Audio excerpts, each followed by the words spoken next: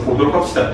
152페이지 보시면요, 이거는 3단원이라는 문학 작품인 이 시 하나 있는데요, 얘는 워낙 쉽고요, 그냥 워낙 뭐 나올 게 없습니다. 나올 게 없어가지고, 그래서 이거는 간단하게 보시면 되는데, 이거 보시면요, 만약 내가 어린 왕자라면 여우를 뵙고 어떤 생각이 들었을까? 그래서 이거는 지금 뭐냐면 자신의 삶과 연결 지은 겁니다. 그냥 어린 왕자와 작품을 보는 게 아니라 만약에 나라면 이게 어땠을까 하는 주체적인 감상을 보이고 있고요. 사람마다 기다릴 때의 감정이 다른 만큼 작품의 해석과 평가 또한 달라질 수밖에 없다. 이처럼 문학을 자신의 삶과 연결짓고 삶에서 능동적으로 향유하려면 어떻게 해야 될까라고 하는데, 이거는 진짜 파티를 달라지는 게 자신의 삶과 연결짓는 게 대표적으로 고전 문학 치료라고 있거든요. 그러니까 이게 뭐냐면 자신의 그 트라우마, 정신병 같은 거를 고전 문학과 함께 좀 이게 치료해 나가는 단계인데, 이게 진짜 제가 신기했던 게 뭐냐면, 저도 대학교 다닐 때 이걸 했거든요. 이 수업을 들어가지고 제가 오히려 상담을 해야 되는 입장이었는데, 그 나의 상담자, 그러니까 내담자가 누구였냐면, 이 사람이 어렸을 때 어머니를 잃은 사람이야. 그리고 아버지랑 둘이서만 사는 이제 여자분이신데, 아버지랑 둘이서만 살았는데 아버지도 가난하셔. 그러니까 이 집이 엄청 가난한데 이게 또 애매해가지고 뭐 국가의 지원도 못 받아. 그러니까 되게 힘들게 사시는 분인데, 그분한테, 근데 그분 이제 얘기할 때 그분이 자기는 이제 워킹홀리데이 같은 거 가고 싶다, 유학 같은 거 어떻게든 막 지원을 받고 가고 싶은데, 이 사람이 차마 떠날 수 없는 게 아버지 때문에, 자기가 떠나게 되면 아버지를 돌볼 사람이 있기 때문에 그게 너무 걱정된다라고 해가지고 그와 관련된 이제 소설인 심청전, 그래서 작품 말해줬거든요. 근데 심청전의 풀스토리는 뭐냐면, 심청전이 이제 임낭수의 제물이 된 다음에 이제 그 용궁에서 만나가지고 다시 사랑하는 이야기인데, 이 사람이 기억하고 있는 거는 임낭수의 제물까지야. 그러니까 심청이가 다시 태어난 걸 몰라. 그러니까 이 사람한테 심청전은 배드 엔딩이었던 거야, 새드 엔딩. 그럼 나한테 얘기하다가 내가 한번 심청전 얘기를 쭉 해보시겠어요? 심청전 얘기하는데 임낭수 제물이 돼서 죽죠. 네, 이게 끝 아닌가요, 이게?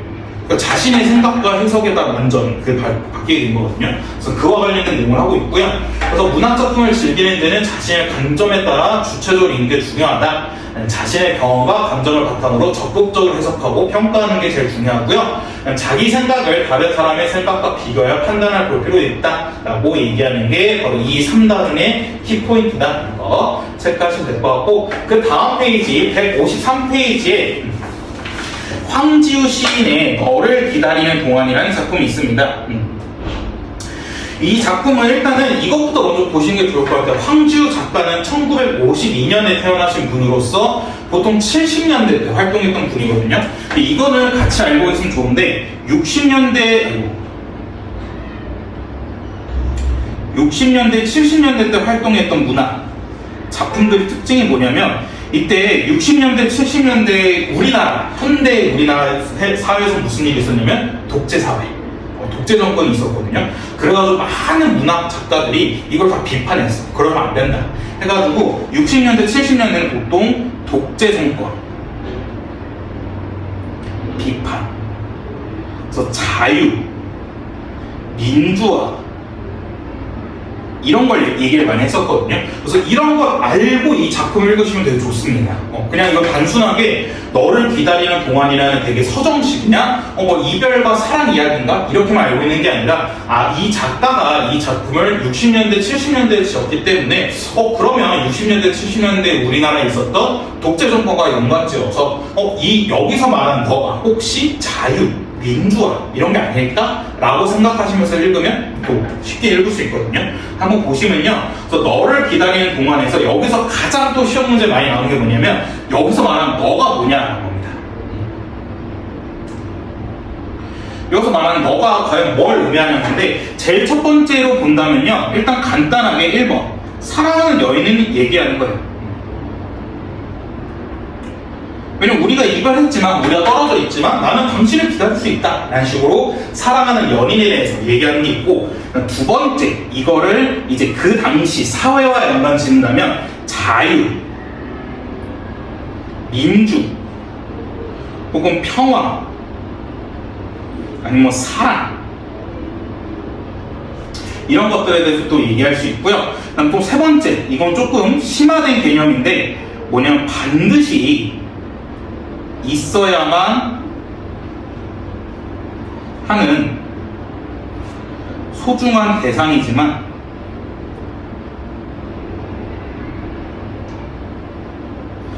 현재는 부재한 것을 얘기하는 건데, 이건 다른 말로 소망의 대상이라고도 보시면 좋습니다.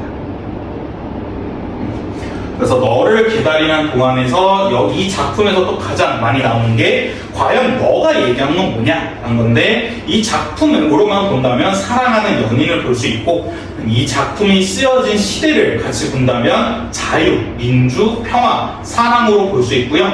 조금 더 심화된 개념을 본다면 반드시 있어야 하는 소중한 대상이지만 현재는 부재한 대상으로 소망의 대상을 얘기한다. 그 다음에 이거를 얘기하기 전에 하나 더 이걸 개념을 얘기해야 되는데, 작품을, 우리나라에서 문학작품을 감상하는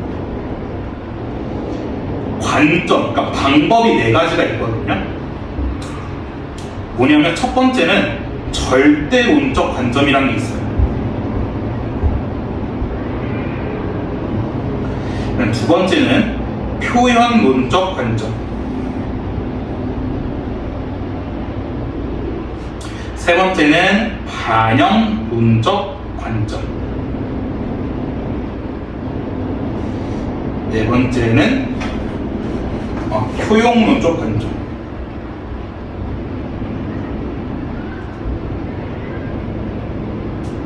이렇게 4가지가 있거든요. 그럼 각각 관점으로 어떻게 문학작품을 감상해야 되냐면, 일단 제일 첫 번째 절대론적 관점은 뭐냐면 그냥 작품 내에서만 확인한다라는 거거든요. 그래서 다른 말로는 내재적 관점이라고도 하는데, 작품 내에서만 죄송해요. 작품 내에서만 감상한다는 게 무슨 말이냐면, 뭐 작품의 표현 방식, 주제, 아니면 뭐 시상 전개 방식, 이런 것들을 바탕으로 작품을 감상하는 게 절대론적 관점입니다. 그래서 우리가 일반적으로 문학작품 문제를 풀 때 어떤 관점을 푸는 거냐면 절대론적 관점으로 문제를 푸는 거예요. 이 작품의 표현 방식, 뭐 비유법은 쓰였는지, 아니면 은유법, 직유법이 어떻게 쓰였는지, 혹은 화자가 드러났는지, 청자가 있는지, 혹은 이 시에 화자가 어떤 어조를 쓰고 있는지, 시상적인 방식이 무엇인지, 이렇게 그냥 작품 내에서만 감상하는 게 절대론적 관점인 거고요.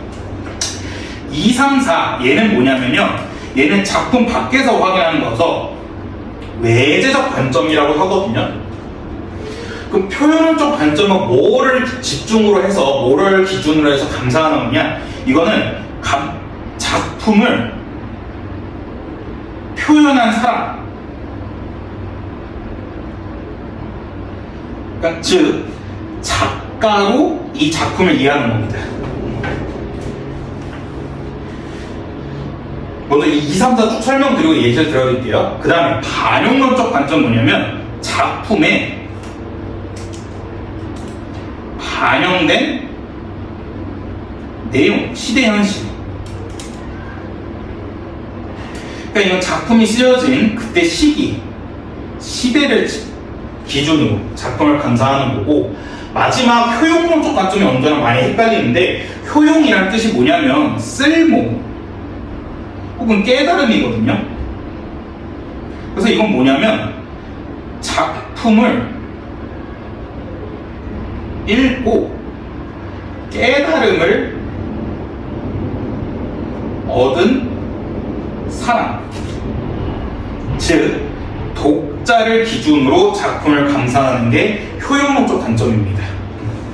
이거는 꼭 알고 계셔야 되는 게, 왜냐하면 지금 동국고 문학 문제 트렌드가 문학의 기본 개념을 좀 물어보는 게 많이 나오다 보니까 이런 것들도 나올 수 있거든요. 이 작품에서 이렇게 감상하면 어떻게 감상할 수 있느냐, 표현론적 관점으로 감상한다면 어떻게 감상할 수 있느냐, 이런 게 나오기 때문에 이걸 바탕으로 좀 알고 계셔야 되는데, 일단은 표현론적 관점은 작품을 표현한 사람, 작가를 기준으로 작품을 감상하는 건데, 예를 들어 이런 거예요. 한용운의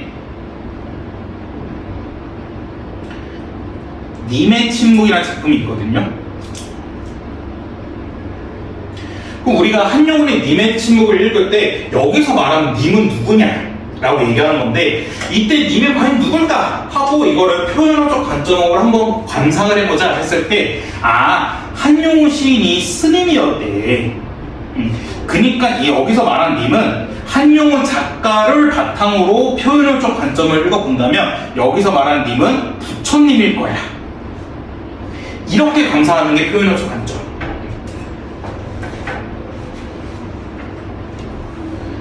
다시, 표현어적 관점은 작품을 표현한 사람, 그러니까 작가를 기준으로 작품을 감상하는 건데, 한영훈의 님의 침묵이라는 작품에서는 여기서 말하는 님이 누굴까 했는데, 한영훈 작가가 스님이었대. 그러니까 여기서 말하는 님은 부처님이구나. 이렇게 감상하는 게 표현어적 관점. 그 다음에 반영어적 관점은 똑같이 한영훈의 님의 침묵을 감상하는데, 여기서 말하는 님은 누굴까?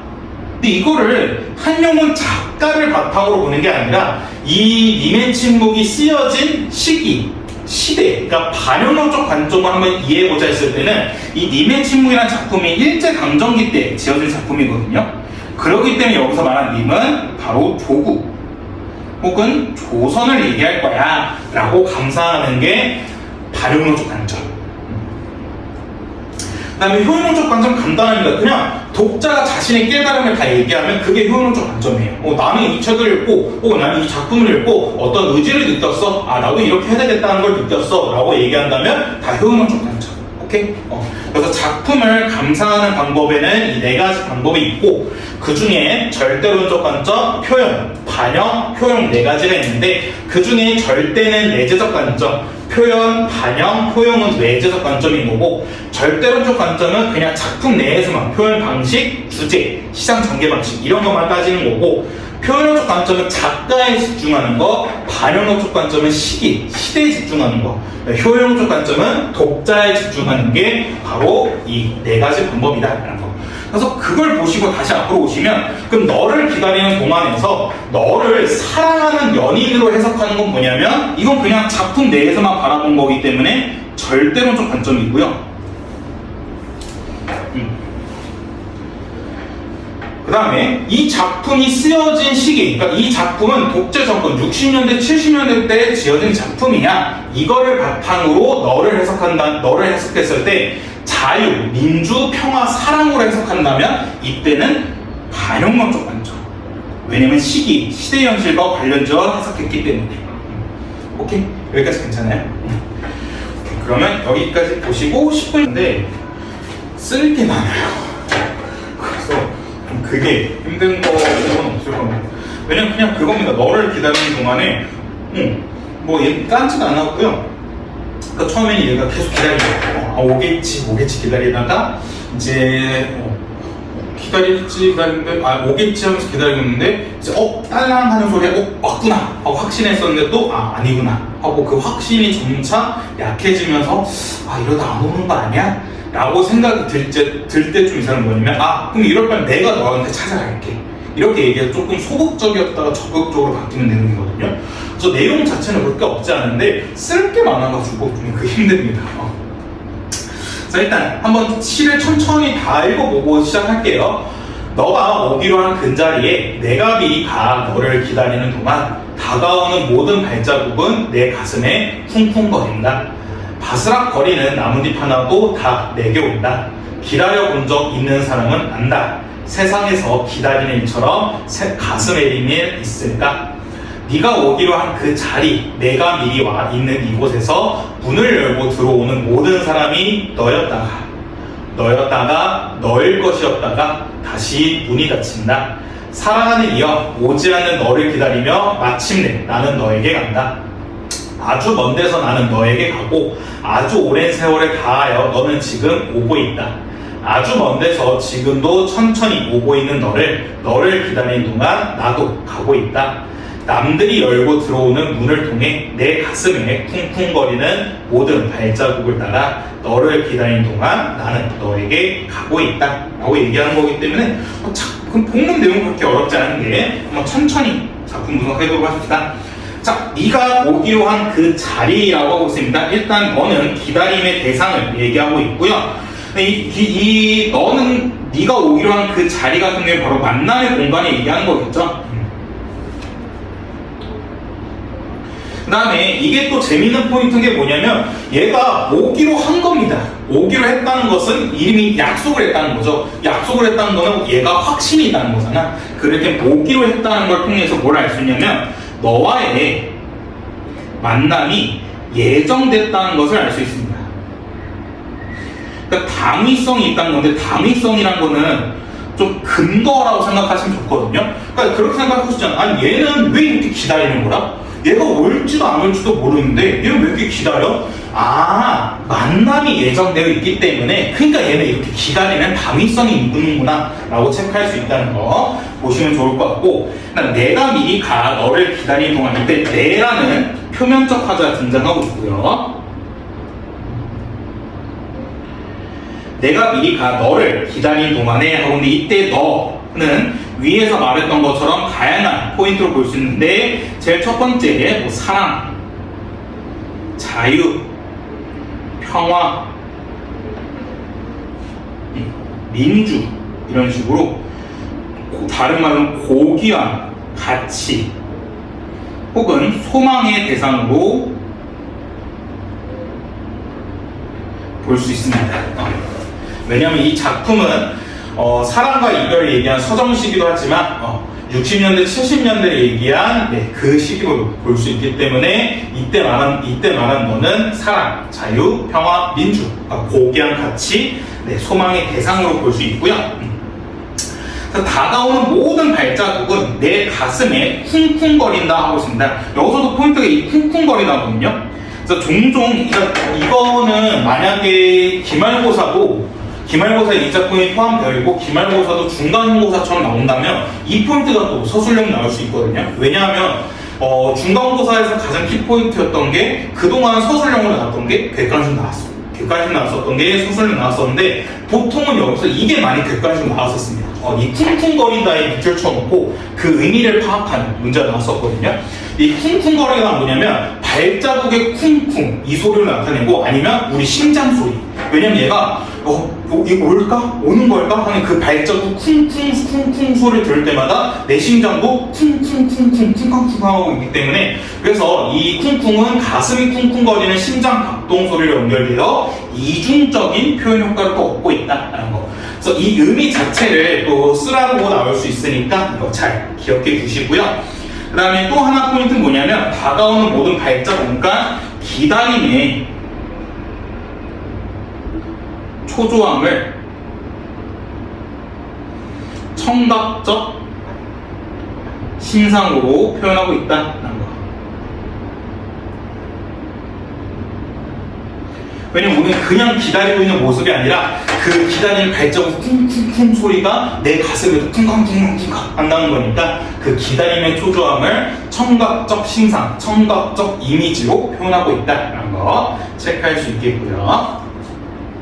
그다음에 바스락거리는 나뭇잎 하나도 다 4개로 온다 하는데 이때 바스락이라는 거는 의성어, 음성 상징어 체크할 수 있고요.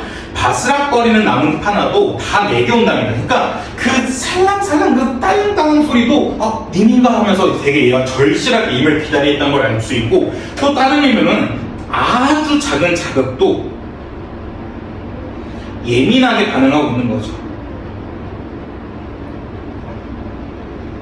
왜냐하면 님이 언제 올까 하면서 이제 기다림을 절실하게 아주 기다리고 있기 때문에 그러니까 이런 경우가 일단은 뭐 연애 경우도 있고요. 저 같은 경우는 대학교 합격했을 때 합격 발표 날에 이게 보통 문자나 카톡 문자나 전화로 오는데 그러니까 그때는 이제 이게 헛것이 들려. 그러니까 분명히 이거 혹시 몰라서 그러니까 그게 또 그러니까 요즘엔 잘 안 그러거든요. 요즘 안 그러는데 제가 처음에 20살 대학 들어갔을 때는 전화를 안 받잖아? 그럼 불합격이야. 그러니까 전화를 무조건 얘기 잡고 있어야 돼. 그래서 보통 다 진동 모드 해놓는데 그때는 다 소리로 제일 큰 거 따라라랑 그 소리 들릴 정도 하는데 이제 그때는 헛것이 들려. 전화 안 하는데 전화 오지 않았나? 이런 식으로. 그게 이제 아주 아주 작은 그 자격도 다 예매가 가능한 게 너무 절실하게 기다리고 있기 때문에 그걸 나타내고 있고요. 그래서 여기서 얘기하는 겁니다. 기다려본 적이 있는 사람은 안다는 겁니다. 뭘 아냐면 세상에서 기다리는 일처럼 가슴 애리는 일이 있을까라는 식으로 이 기다리는 게 되게 힘들다라고 얘기하고 있는 거고, 그 다음에 여기선 지금 이게 뭐냐면 안다는데 무엇을 안다는 건데, 이 무엇을이란 게 바로 이 세상에서 세상에서 기다리는 일처럼 가슴 애리는 일이 있을까, 여기가 바로 무엇을이거든요. 그래서 이거는 문장 구조를 바꾼 도치법 체크할 수 있습니다. 도치법이란 게 문장 순서를 바꾸는 거거든요. 그러니까 그거야. 나는 밥을 먹는다인데 이거를 이제 바꿔가지고 나는 먹는다 밥을, 이런 식으로. 그렇게 도치법 쓰는 이유가 뭐냐면 밥을이라는 걸 좀 더 강조하고 싶어서 그런 거거든요. 왜냐하면 우리가 나는 밥을 먹는다 하면 먹는다가 끝이기 때문에 먹는구나 해서 끝나는데, 나는 먹는다. 뭐를 먹어?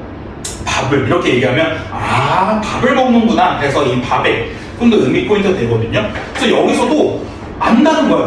뭘 아는 거지? 세상에서 기다리는 일처럼 가슴에 애리는 일이 있을까? 이걸 강조하고 싶어서 이렇게 도치법을 썼다는 거고, 뭐뭐 안다는 거는 딱 잘라서 말하는 단어박처럼 얘기하는 간정적 어조도 체크할 수 있습니다. 아주 단호하게 얘기하는 겁니다. 기다려본 적 있는 사람은 알아. 이렇게. 그래서 세상에서 기다리는 일처럼 가슴에 애리는 게 있을까라고 하는 건데, 이거는 물어보는 게 아니라 서리법 쓴 거죠. 왜 서리법 쓴 거냐면 공감을 유도하고 이 의미를 강조하기 위해서.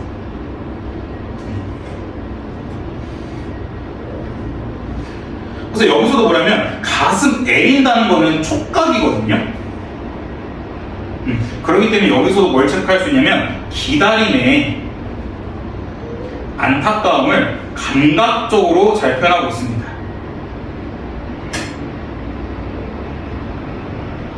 일단 촉각적으로 표현. 가슴에 애리는 있을까? 라는 식으로 정말 힘들다라고 얘기하는 거죠. 기다린다는 게. 그 다음에 네가 오기로 한 그 자리 하고 있는데, 이거는 지금 네가 오기로 한 그 자리는 일행을 반복하고 있는 거죠.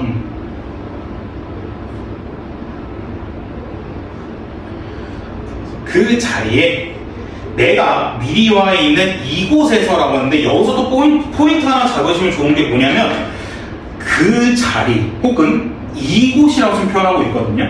근데 이게 서로 다른 곳이 아니라 같은 자리거든요. 그 자리, 이곳 둘 다 같은 자리를 얘기하는 건데, 그때 자리를 지시어를 사용해서 다르게 표현하고 있습니다. 그러니까 동일한 장소거든요. 얘가 오기로 한 자리, 그 다음 얘가 기다리고 있는 자리, 둘 다 같은 곳을 얘기하는데, 다른 거는 하나는 그 자리, 다른 것은 이곳이라는, 하나는 이라는 지시어를 사용해가지고 만남의 장소를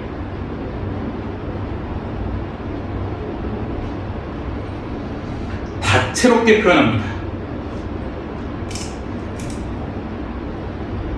그러니까 의미를 좀 더 강조하는 효과도 지니고요. 그래서 이거는 좀 더 어떻게 생각할 수 있냐면, 왜 시인이 굳이 그 자리, 이곳이라 얘기했냐면, 그러니까 한 자리에서만 우리 만난다는 게 아니지.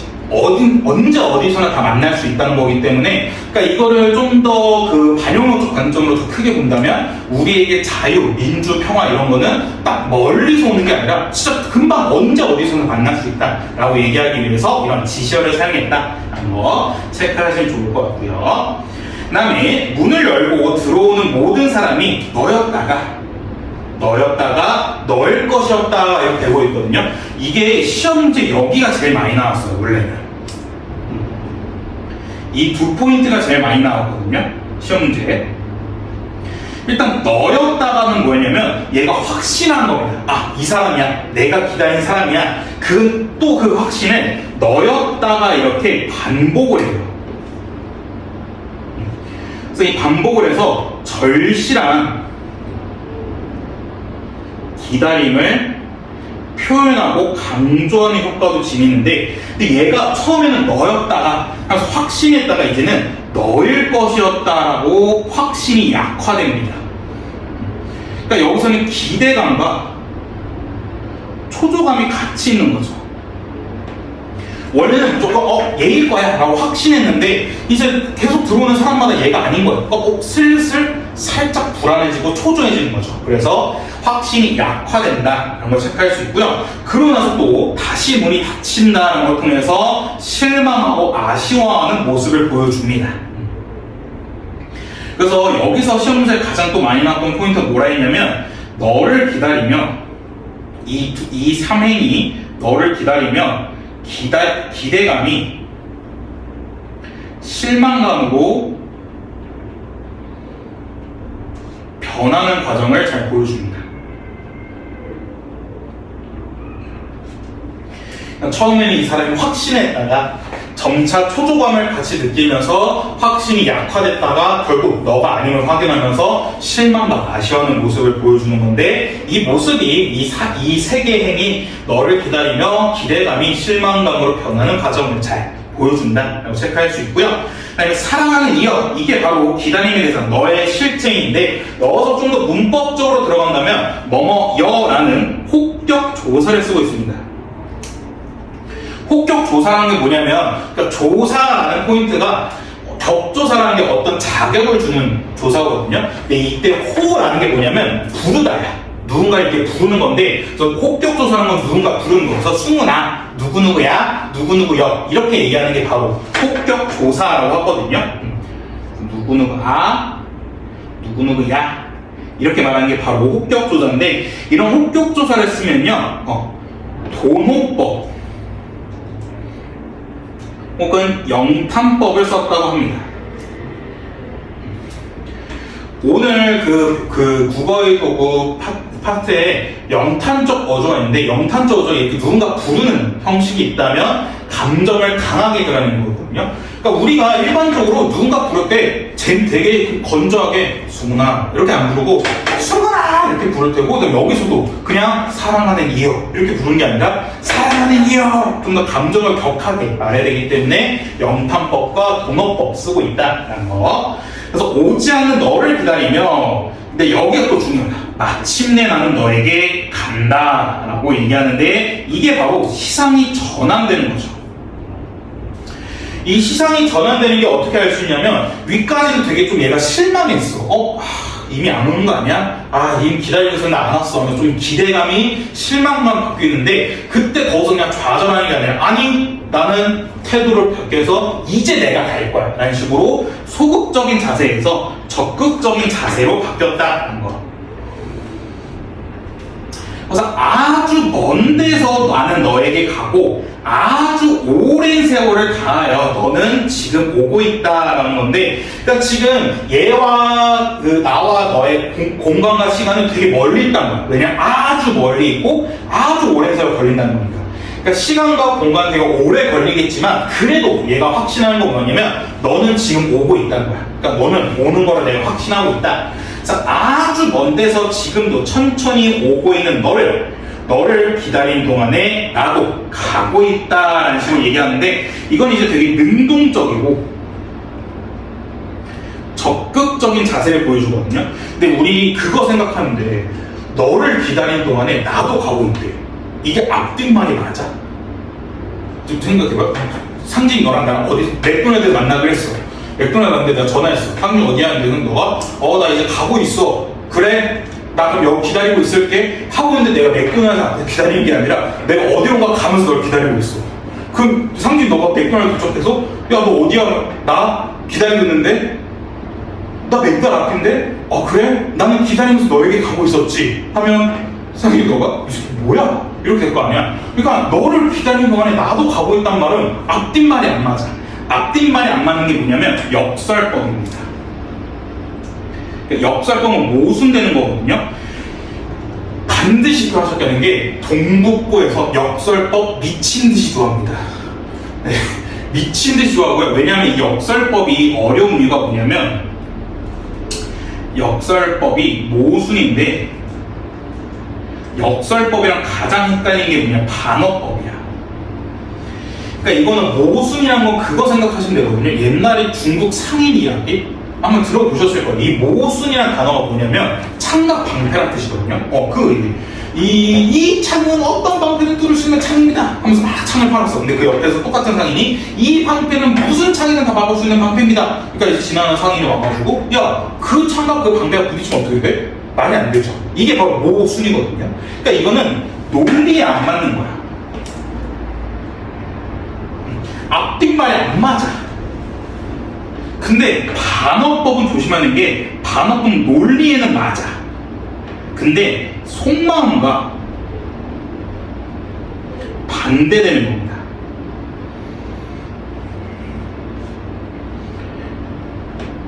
자, 예를 들면 나는 당신과 이별해도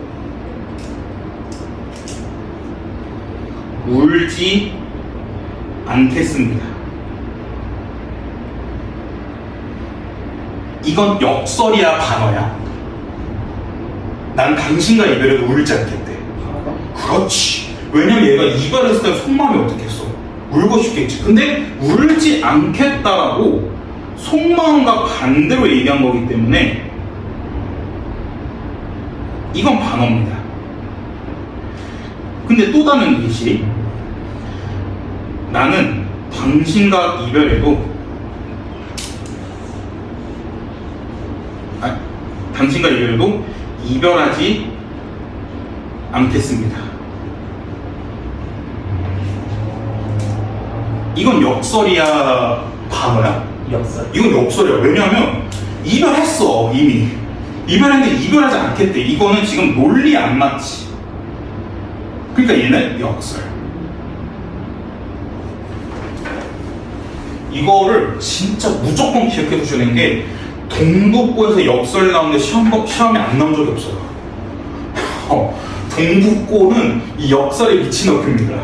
근데 왜냐면 이게 동북고에서 알아. 역설법이랑 반어법 구별하는 걸 학생들이 너무 힘들어하는 걸 알기 때문에 이거는 1등급 변별이 아니라 2, 3등급 변별. 그러니까 보통 2등급을 받지 못하는 친구들, 그러니까 3, 4등급 친구들이 역설법이랑 반어법 구별을 못하거든요. 그렇기 때문에 이거는 깔끔하게 3등급에 털어낸 문제. 그래가지고 이거는 이거 맞춘다 해서 1등급 되는 거 아니고 1등급에서 이거 당연히 맞춰야 되는 거고 당연히 맞춰야 되는 거여서 이게 역설법 반어법에서 문제를 미친 듯이 줘요. 1번부터 5번에 그거 있었잖아. 우리 중간고사의 반어법 찾는 문제, 사위부자 4번 문제. 그 문제처럼 1번부터 5번 선지가 다른 외부집이 나오는 거야. 거기서 반어법, 역설법 찾는 거. 그렇기 때문에 엄청 좋아합니다, 학교에서. 무조건 기억해 주셔야 됩니다. 그래서 역설법이라는 거 썼다는 거. 그다음 그 위에 다시 한번 이거만 체크하시면요. 아주 먼이라는 것 통해서 공간적 거리감 체크할 수 있고요. 아주 오랜이라는 시간적 거리감도 체크할 수 있고, 또 여기서 포인트가 뭐냐면 아주를 반복하거든요. 아주를 반복하는 이유가 뭐냐면 반드시 만날 것이라는 희망, 의지를 강조하는 겁니다. 그러니까 우리가 가까이 있고 우리가 금방 만나지 않고 아주 멀리고 아주 오래오래 걸려도 만날 거라는 것 자체가 우리는 어떻게든 반드시 만날 거다라는 희망과 의지를 말하고 있기 때문에 아주를 반복해서 반드시 만날 것이라는 희망과 의지를 강조하고 있다는 걸 체크할 수 있고요. 그 다음에 남들이 열고 들어오는 문을 통해 내 가슴에 쿵쿵거리는 모든 발자국을 따라 너를 기다리는 동안에 나는 너에게 가고 있다라고 하고 있는데, 여기서 포인트가 뭐냐면 너를 기다리는 동안에 나도 가고 있다 해서 너를 기다리는 동안 나는 너에게 가고 있다는 식으로 똑같이 반복을 썼고요. 근데 또 달라진 게 뭐냐면 너를 기다리는 동안 나도 나는 너에게는 없었고 가고 있다는 똑같거든요. 그래서 여기서 나는 너에게란 포인트가 조금 달라졌어요. 그래서 이게 달라진 게 뭐냐면 변주했다 해요. 변주라는 게 뭐냐면 변화, 주, 연주거든요. 그러니까 연주의 변화를 줬다는 건데, 그러니까 이건 살짝 느낌이 살짝 달라진 거. 그 다음에 또 다른 표현 방식으로는 점층법. 점층법이 기존의 문장에 하나, 두 개 조금 의미를 더 추가하는 거거든요. 근데 여기선 너에게라는 포인트가 추가됐기 때문에 점층법도 볼 수 있다라는 거. 그래서 여기서도 조심하셔야 되는 게 너를 기다리는 동안에 나도 가고 있다. 너를 기다리는 동안 나는 너에게 가고 있다 해서 반복법, 변주법, 점층법 이 세 가지 표현 방식 쓰였다라는 거 체크하셔야 되고요. 그래서 이렇게 쓴 포인트가 왜 그러냐면 절실한 기다림의 자세를 드러내는 거죠.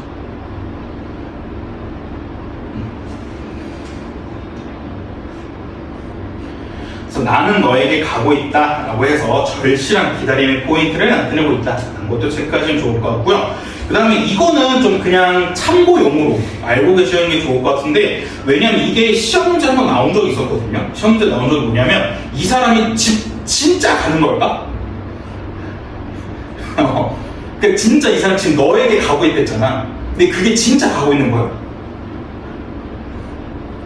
이게 시험 문제 나오긴 했었어. 이게 뭐냐면 너 진짜 가고 있는 건 아니에요. 왜냐면 기다리는 거잖아요. 기다리고 있기 때문에 여기서 나도 가고 있다 해서 이게 모순되기 때문에 얘가 직접 가는 건 아니거든요. 그러니까 얘는 뭐냐면 그냥 상상 속으로 마음만 가고 있다는 거야. 그러니까 이것도 혹시 모르니까 시험에 나온 적이 있었기 때문에 참고해서 쓰시면 너에게 상상으로 가고 있는 겁니다.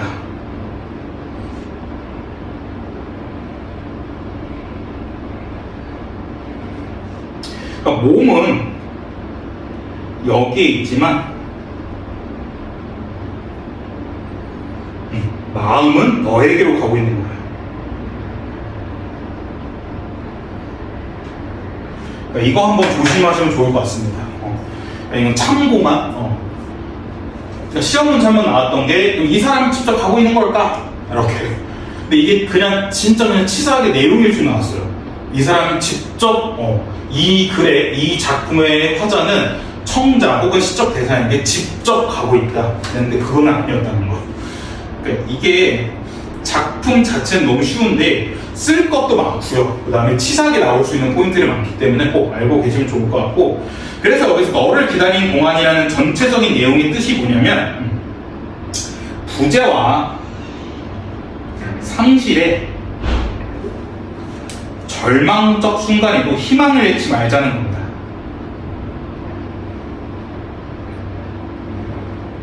희망을 갖자. 왜? 우리는 만날 수 있기 때문에 그 너랑 기다림의 대상을 만날 수 있기 때문에 우리는 희망을 놓지 말자 라고 얘기하는 게 너를 기다리는 동안의 전체적인 스토리라는 거죠. 자, 그래서 옆에 제재연구 보시면요, 이렇게 자유시, 서정시, 고백적, 희망적, 간절한 기다림과 만남에 대한 결연한 의지가 들어간 도백적 구조이다.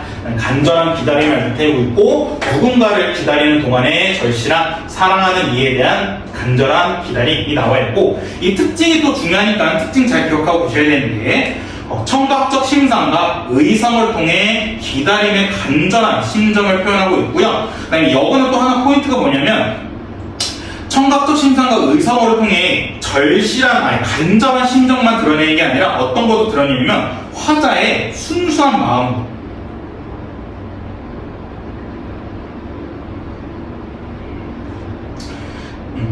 감각적으로 표현했다. 그래서 감각적으로 표현해가지고 생동감도 얻고 있다는 점. 그러니까 이 사람이 얼마나 순수해.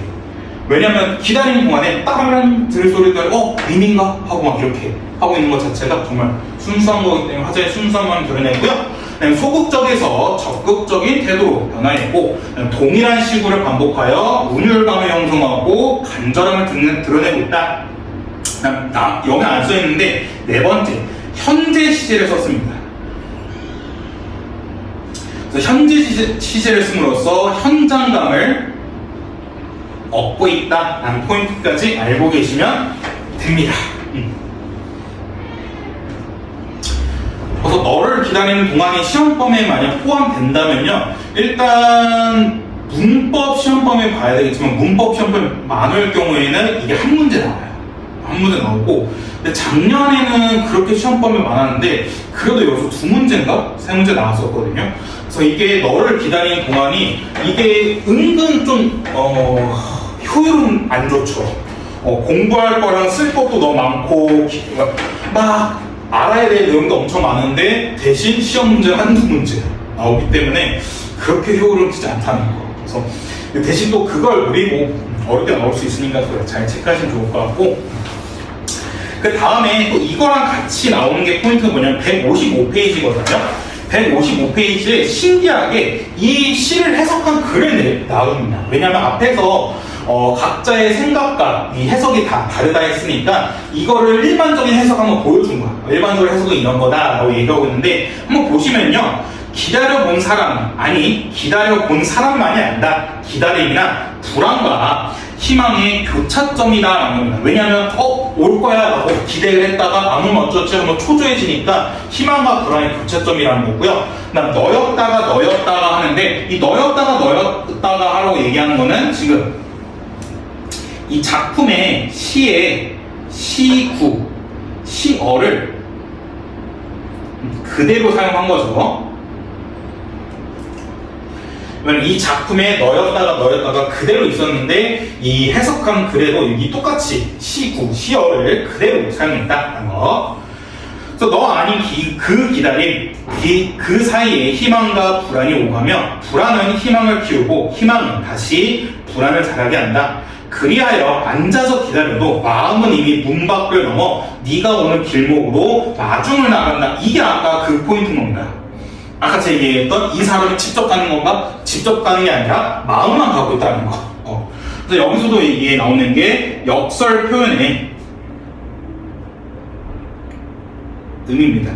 그러니까 아까 우리에서 너를 기다리는 동안 나는 가고 있다는 건데, 이렇게 역설 표현을 쓴 이유가 뭘까? 바로 앉아서 기다려도 마음은 이미 문 밖을 넘어 네가 오는 길목으로 마중을 나간다. 이게 바로 그 역설적 표현의 의미다 라고 얘기하고 있고요. 그래서 너를 기다리는 동안 나 또한 너에게 가고 있다 라는 말은 그런 점에서 사실과 조금 더 다르지 않다.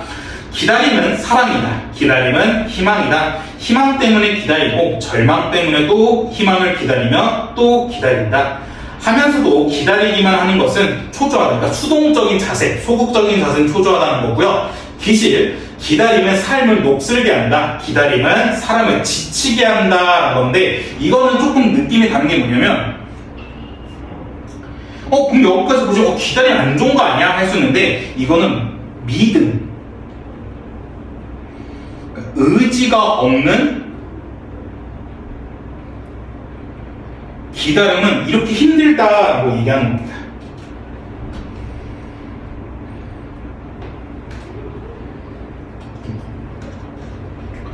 그러니까 여기 너를 기다리는 화자는 믿음, 확신이 있었죠. 올 거야 라고 얘기했기 때문에 그 사람은 그렇게 삶을 녹슬게 하거나 삶을 지치게 하지 않지만 좀 수동적인 자세, 아니면 소극적인 자세, 믿음, 의지가 없는 기다림은 이렇게 지치게 하고 삶을 녹슬게 한다라고 얘기하고 있고, 그래서 이럴 때 필요한 게 바로 믿음과 의지라고 얘기하고 있고, 시인은 기다림이 수동적인 것만이 아님을 확실하고 있다. 너를 기다리는 동안 나도 너에게 가고 있다는 점, 그것이 기다림이라고 시인은 강변하고 있는 게다. 그렇게 우리를 만난다. 아무리 오래 걸려도, 아무리 먼 데 있어도 그런 기다림과 그리움으로 우리는 드디어 만나게 된다.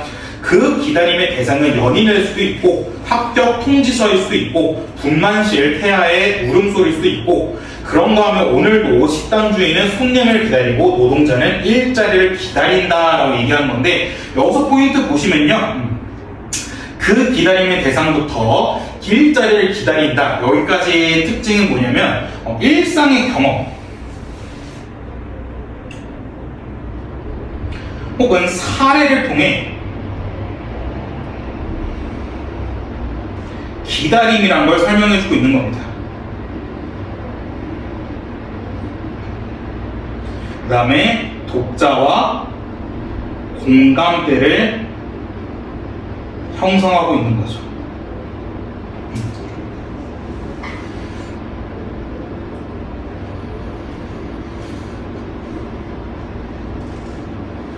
그래서 이렇게 뭐 합격 통지서, 연인, 그다음에 아이의 울음소리, 손님, 일자리라는 일상의 경험, 사례를 통해 기다림을 설명하고 독자와 공감대를 형성하고 있다는 거. 그래서 기다림이란 애타는 것이다. 이 땅의 민주와 자유와 평화는 더욱 그렇다. 그렇게 김지아는 타는 목마름으로 민주주의를 기다리지 않았던가 라고 서리법 쓰고 있고요.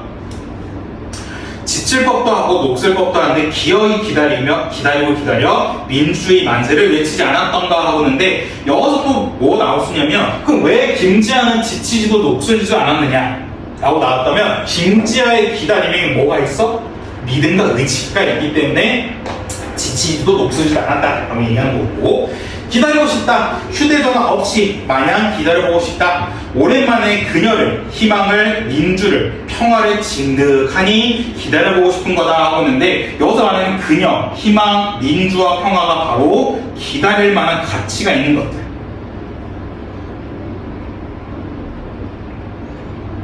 를 얘기하고 그럼 행복할 것 같다. 어린 왕자처럼 그것이 다시 상식이 되는 세상을 우리는 또 기다려야 할 것 같다. 라고 이 글에 이 작품을 해석한 글이다. 거 체크하시면 될 것 같고요. 그 다음에 이 밑에는 또 착어라고 있거든요. 착어라는 게 뭐냐면 좀 평가?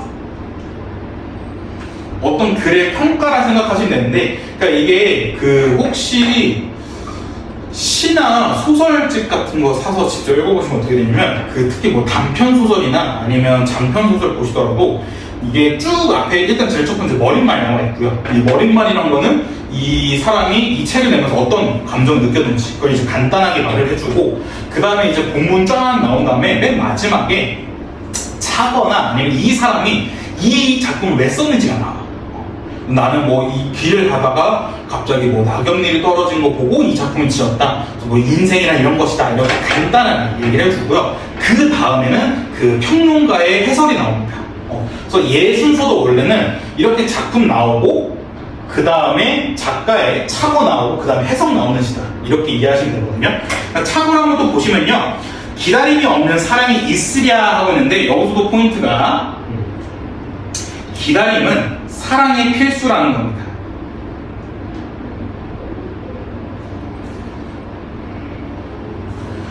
그래서 희망이 있는 한 희망을 있게 한, 절망이 있는 한 내 값하는 삶이 무엇인가를 기다린다. 이 늙은 민주, 자유, 평화, 숨결, 더운 사랑, 이런 것들이 바로 너라고 볼 수 있는 대상들이고요. 이 늙은 낱말들 아래 기다리기만 하는 삶은 초조하다. 기다림은 삶을 녹슬게 한다. 두부 장사의 핑경 소리가 요즘 없어진다. 타이탄 트럭에 채소를 싣고 온 사람이 핸드마이크로 아침부터 떠드는 소리를 나는 듣는다. 어디선가 병원에서 또 아이가 하나 태어난 모양이다. 젖소가 제 젖꼭지로 그 아이를 키우리나 너도 이 녹 같은 기다림을 네 삶에 물들게 하리라 라는 식으로 이 사람이 이 작품을 쓴 이유가 나오는 겁니다. 맨 마지막 포인트에 기다리는 것은 희망이 있다.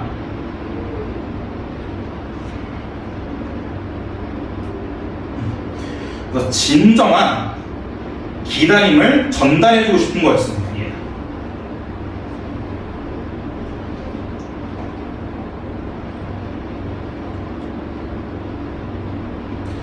진정한 기다림이란 이런 거야 라고 얘기하는 거.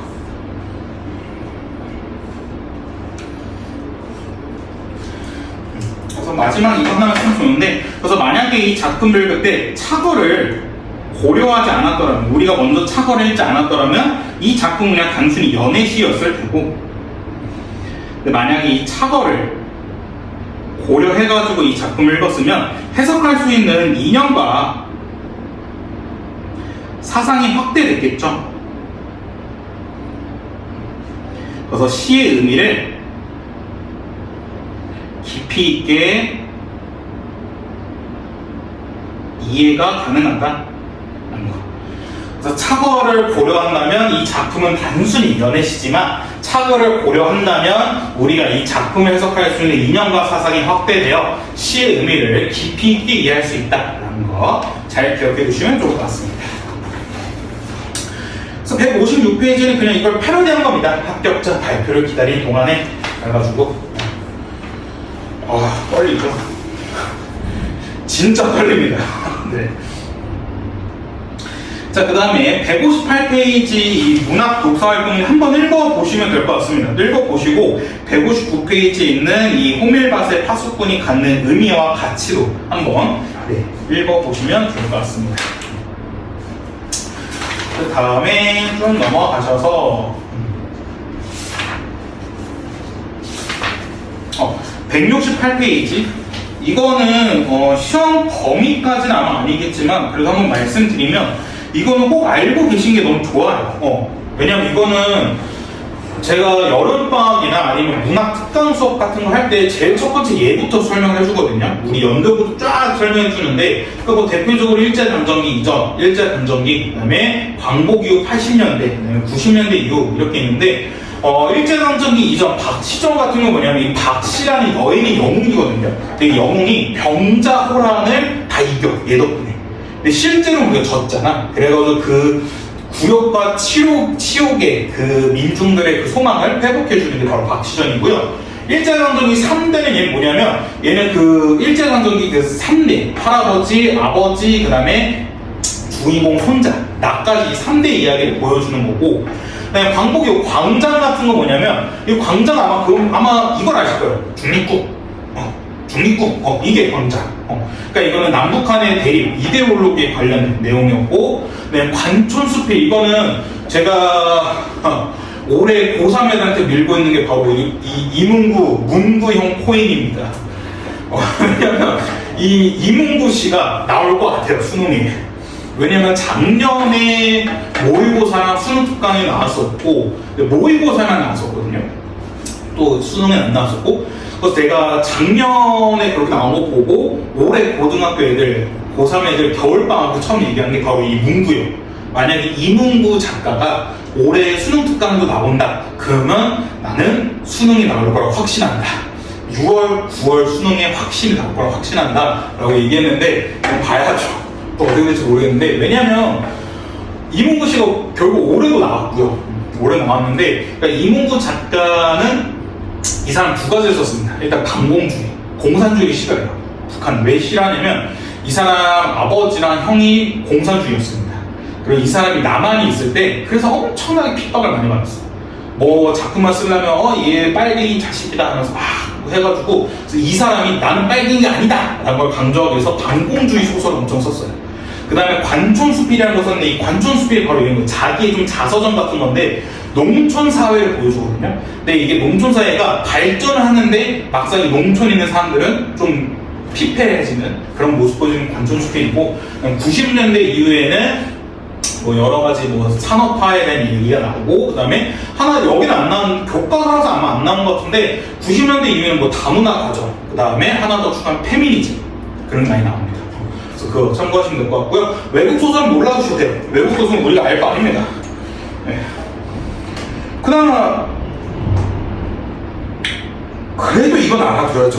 조지 오웰의 1984 그 다음에 데미안 정도는 이거는 그래도 어디 가서 저 고등학교 교육 같은 다 마쳤습니다 이걸 말하기 위해서는 그래도 1984와 데미안 정도는 그러니까 뭐 작가 정도는 모르더라도 그래도 이 두 작품 정도는 좀 알아두시는 게 좋지 않을까. 그 다음에 문법을 보기 전에 미리 5-1단원부터 먼저 보도록 합시다. 좀 바로 쭉 넘어가서요 225페이지 좀 많이 뒤로 가셔야 할 텐데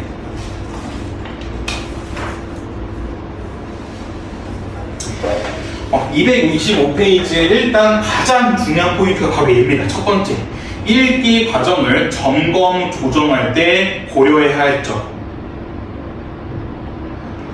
저는 그 중간고사 서술형 1번 본문과 직위서라를 그렇게 공통점 차이점 6가지 다 쓰라 했던 거 보고요. 얘도 그렇게 나오지 않을까. 왜냐면 이게 진짜 서술 객관식으로 나왔던 문제거든요. 객관식으로 나왔던 문제여서 그러니까 어떤 이 작품 이 뒤에 있는 느네 마르가리트 보여주고 읽기 전, 읽기 읽는 중, 그다음 읽은 후에 맞춰서 혹시 너가 잘 읽었느냐 그렇게 점검하는 문제가 나왔었는데, 그러니까 읽기 전에는 일단 제일 첫 번째 내가 이 글을 읽는 목적과 방법 정했느냐. 그러니까 만약에 내가 이건 무슨 말이냐면 내가 이 글을 만약에 이 작품 소설이야. 그럼 소설을 읽을 때는 내가 이 작품을 읽을 때 이 작가가 뭘 얘기하고 싶은 건지 그걸 먼저 목적과 방법을 위주로 정해두고, 근데 이 내가 읽으려는 글이 만약 설명서야. 그럼 내가 이 글을 읽는 이유가 어떤 설명을 얻기 위해서 읽는 거기 때문에 그래서 글을 읽는 목적과 방법 정했는지, 그다음 글과 관련해 알고 있는 사실과 경험 떠올려봤는지. 만약 어떤 소설 작품을 읽을 때 이거 예전에 열매국어에서 수업 들었을 때 쌤이 말해줬던 것 같은데? 라고 한번 기억해보는 것도 읽기 전에 해야 되고요. 글의 내용도 예측해봐야 돼요. 이 작품의 소설 제목이 이거네? 이거와 관련된 내용이면 혹시 이런 내용이 나오지 않을까? 예측하는 것도 읽기 전. 그 다음에 미리 또 질문해보는 거지. 그럼 이런 내용이 나오게 된다면 나는 어떤 게 궁금해질까? 라고 미리 질문도 남겨보는 게 읽기 전에 해야 하는 행동들이고요. 그럼 읽으면서 뭐 해야 되냐면 예측했던 내용이 맞는지, 그 다음에 질문 만들었던 거에 답을 찾으면서 읽어야 되고, 그 다음에 중요한 내용에 밑줄 치거나 생각을 메모해야 되고, 내가 읽는 방법이 적절한지 점검 계속 해야 되고, 다 읽고 나서는 중심 내용이나 주제 파악했는지, 요약 정리할 수 있는지, 그 다음에 새롭게 알게 된 정보를 활용하거나 실천 방안을 찾을 수 있는지. 느낌 세하지 않습니까? 저는 느낌이 세한 게 읽기 전 혹은 읽은 후 방법을 다 써라. 전 느낌이 세합니다. 개인적으로 이 본본과 지기서나 문제를 본 뒤로 이러면 객관식 문제가 서술형으로 나올 수 있다는 건데 그러면 이게 나올 수 있지 않을까 하고 조심하시길 바랍니다. 이거는 근데 지금부터 알아두시면 분명히 7월달에 까먹습니다. 7월달에 까먹게 되니까 이건 6월 말부터 다시 열심히 외워봅시다. 자, 그 다음에 쓰기 과정과 점검, 조정과 고쳐쓰기인데요. 그러니까 이거는 만약에 내가 글을 쓴다면 글쓰기의 상황, 조건, 글쓰기의 목적, 필요성, 독자를 고려하여 글쓰기가 잘 이루어지는지 고쳐 써야 되고요. 그다음에 글의 주제와 관련하여 글의 전체적인 내용이 통일성과 응집성을 갖추었는지, 그 다음에 필요한 전략을 효과적으로 사용했는지, 쓰기 과정이 적절하게 이루어지는지 검토해야 되고요. 그 다음에 세 번째, 의사소통 방식이 다양합니다. 왜냐하면 이게 개인적 성향뿐만 아니라 세대, 성별, 지역 같은 사회 문화적 특성에 따라 다양하게 등장하는 건데, 이거는 좀 다른 교과서 재밌는 예시가 나왔던 게 뭐냐면 그 옛날에 응답하라 1988이라는 드라마 있었거든요. 보셨어요? 이름만 들어. 거기서 어떤 얘기가 나왔냐면, 한번 상진 너도 생각해봐. 여자친구가 상진 너한테 그런 거야. 상진아, 내가 이사를 했는데 이사를 하면서 인테리어를 싹 해가지고 페인트 냄새가 너무 심해가지고 창문을 열자니 밖에 먼지가 너무 들어와. 밖에 또 공사 중이야. 공사 중에 먼지가 너무 들어와. 근데 밖도 먼지가 너무 들어와가지고 문을 닫자니 페인트 냄새가 너무 심해서 머리가 아파. 어떻게 해야 될까? 라고 여자친구가 상대 너한테 물어봤어. 그리고 너는 뭐라 대답할 거야? 우리 집으로. 오, 새로운 방법이면 거기서 교과서에서 뭐라 했냐면요. 그 드라마에서도 그렇고 교과서에도 예시자만이 뭐냐면 괜찮아? 하고 먼저 걱정해 주는 거야. 그러니까 여자친구는 걱정해달라는 의미로 얘기한 건데 뭐 우리 집으로 원래 괜찮죠. 나쁘지 않은데? 그러니까 그게 뭐냐면 바로 이건 개인적 성향이 다르다는 겁니다. 하고 또 친구랑 이렇게 집 가는데 떡볶이집 생긴 거야. 그래서 상진 너가 친구한테 떡볶이가 먹고 싶어서 야, 저 떡볶이집 새로 생겼는데 저 진짜 맛있대. 했는데 친구가 그래? 갔어. 근데 이거를 상진 너가 서운한 거야. 난 떡볶이 먹자는 의미로 얘기하는데 떡볶이 먹기 싫었나? 하는 건데 그 친구 입장에서는 그냥 맛있다. 정보를 줬구나. 오케이. 거기를 알아듣고 간 거거든요. 그럴 땐 그거는 또 개인적 성향이 다른 거고. 그다음에 세대 같은 경우는 쓰는 말이 달라지는 거예요. 쓰는 말이 달라져서 그거죠. 할아버지한테 저 오늘 친구 생파 가려고요 했을 때 할아버지 입장에서는 생파? 파를 왜 가져가니? 이럴 수 있는 건데, 그러면 이제 너희들 생파가 그 파가 아니죠 하면서 하는 건데, 그것도 이제 세대 차이. 성별 차이는 아까 응답하라 그 일부 바꿔요. 그 생각하시면 되고요. 지역은 사투리 같은 거, 그게 좀 다른 거. 그래서 그렇게 많은 개인적 성향 혹은 사회 문화적 특성에 따라 다양하게 등장한다. 근데 여기서는 그 모든 걸 다 무시하는 게 아니라 그런 다양성을 이해하고 존중하는 자세가 필요하다라는 거 예고 있다라는 점 잘 체크하시면 될 것 같습니다. 자, 그래서 227페이지 논리 너머의 낯선 세계가 깨어난다. 네, 이 점은 안타깝지만 열심히 정독을 하셔야 됩니다. 네, 우리 2단원과 똑같은 파트입니다. 그냥 똑같이 수필 거의 내용이고요. 그냥 정보를 전달하고 있는 거기 때문에 잘 체크하셔야 되는데 안타깝지만 하나 더 추가된 게 뭐냐면 228페이지 여기 짝퉁에 있는 거 얘네들도 다 체크를 하셔야 됩니다. 원래 이게 시험제 나온 객관식 이게 나왔어요. 객관식에서 이게 나왔는데 제가 써야 하던 게 그겁니다. 이거를 이제 서술용으로 써라 라고 나올 수 있는 거기 때문에 다 좀 잘 기억하시길 바랍니다. 그래서 그거를 좀 체크하시면 될 것 같고요. 그 다음에 여기서 이 말부터 먼저 좀 보시면 좋을 것 같은데 논리 너머의 낯선 세계가 깨어난다는 건데, 자, 논리 너머에라는 뜻이 과연 무슨 말이냐 이런 건데, 논리를 넘었다는 게 뭐냐면 일반적인 상식에서 벗어났던 겁니다.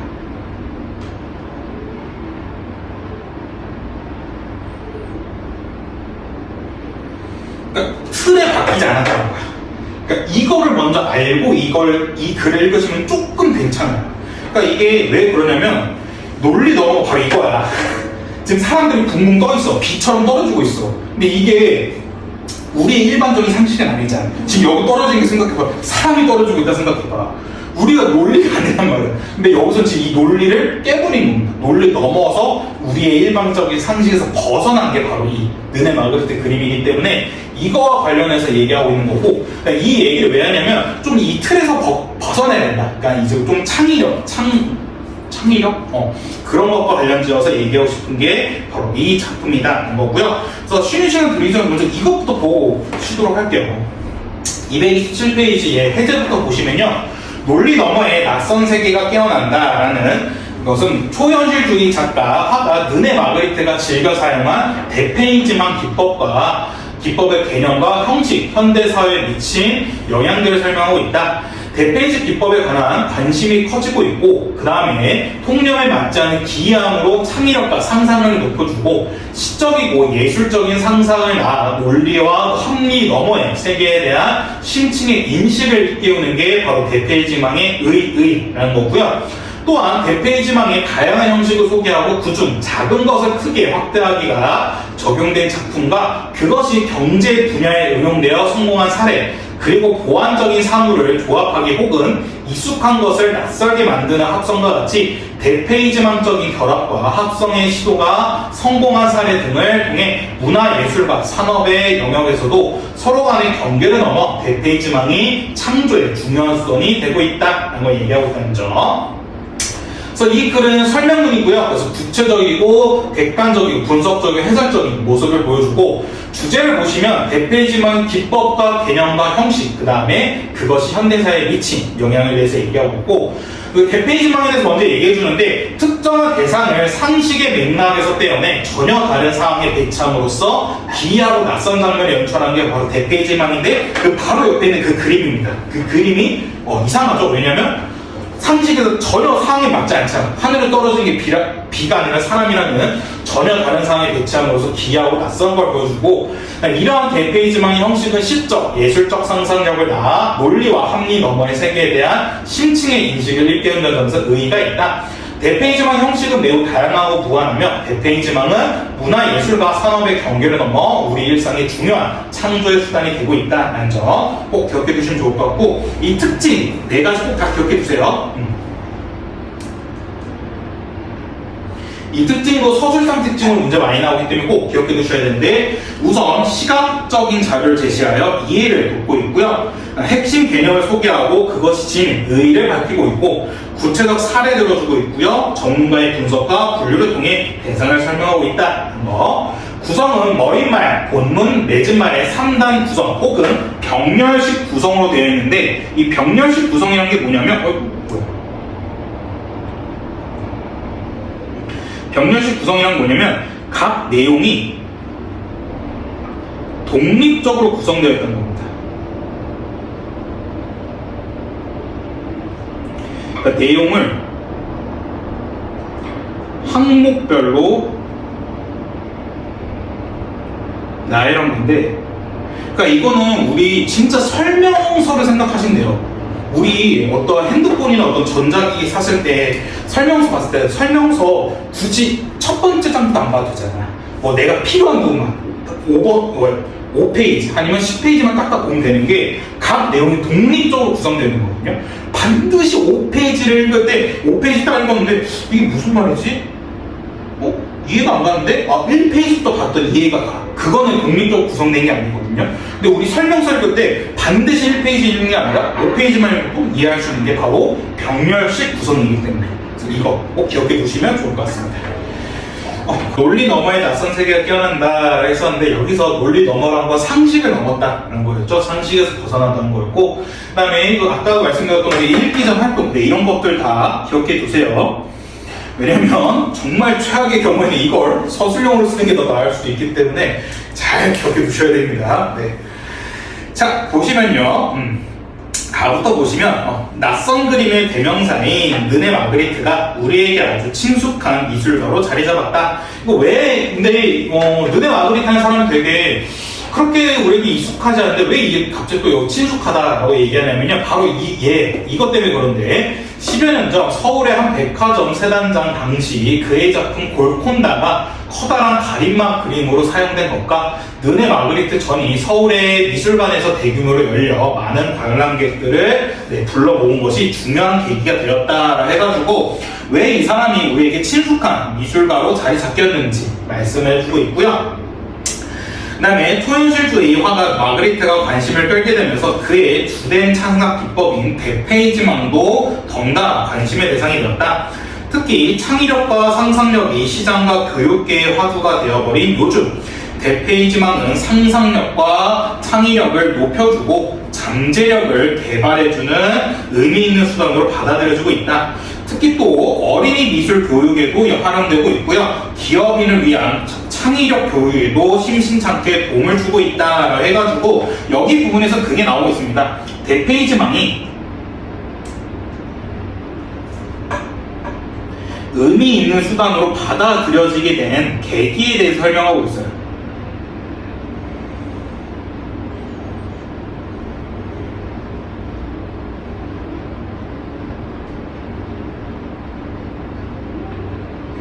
그러니까 우리는 왜 이 대페이지망을 의미 있는 수단으로 얘기하냐, 이 창의력과 상상을 높여주고 잠재력을 개발해주고 어린이 미술 교육에도 활용되고 있고 기업을 위한 이 교육에도 쓰고 있기 때문에 이 대페이지망이 의미 있는 수단으로 받아들여지고 있다라고 얘기하고 있고요. 그 다음에 다로 가시면 대페이지망은 흔히 우리말로 전치라고 변형을 한답니다. 이 전치란 게 무슨 말이냐 하고 옆을 봤더니 전치라는 거는 딴 곳으로 옮겨 놓았다라고 하고 있는데, 네, 대페이지망에서도 문제 많이 나오는 게 바로 이 어휘입니다. 이 어휘도 꼭 기억해 두셔야 되고요. 어휘를 좀 강조하고 싶은 게 이번에 어휘 두 문제 나왔었잖아요. 근데 이 두 문제가 쉽지는 않았었거든요. 그러니까 원래는 어휘 문제는 그냥 암기하면 다 풀 수 있었어. 문제였는데 이번에 나온 어휘 문제는 좀 모의고사에 나온 어휘 문제랑 비슷했습니다. 모의고사에 어떤 한 단어 나오면 그 단어와 유사한 의미를 찾는 거, 그래서 다른 단어로 막 바꿔서 한자어로 돼 있는 걸 찾으라는 거 나왔었기 때문에 그래서 이것도 한번 조심하시는 게 좋을 것 같아요. 어휘, 어구풀이 꼭 반드시 기억해 두시고요. 그래서 이는 특정한 대상을 상식의 맥락에서 떼어내 전혀 다른 상황에 대체함으로써 기이하고 낯선 장면을 연출하는 것이다 라고 얘기해서 대페이지망의 개념에 대해서 얘기해주고 있고요. 이렇게 대페이지망의 개념에 대해서 얘기하는 이유가 독자의 이해를 돕기 위해서 그런 거죠.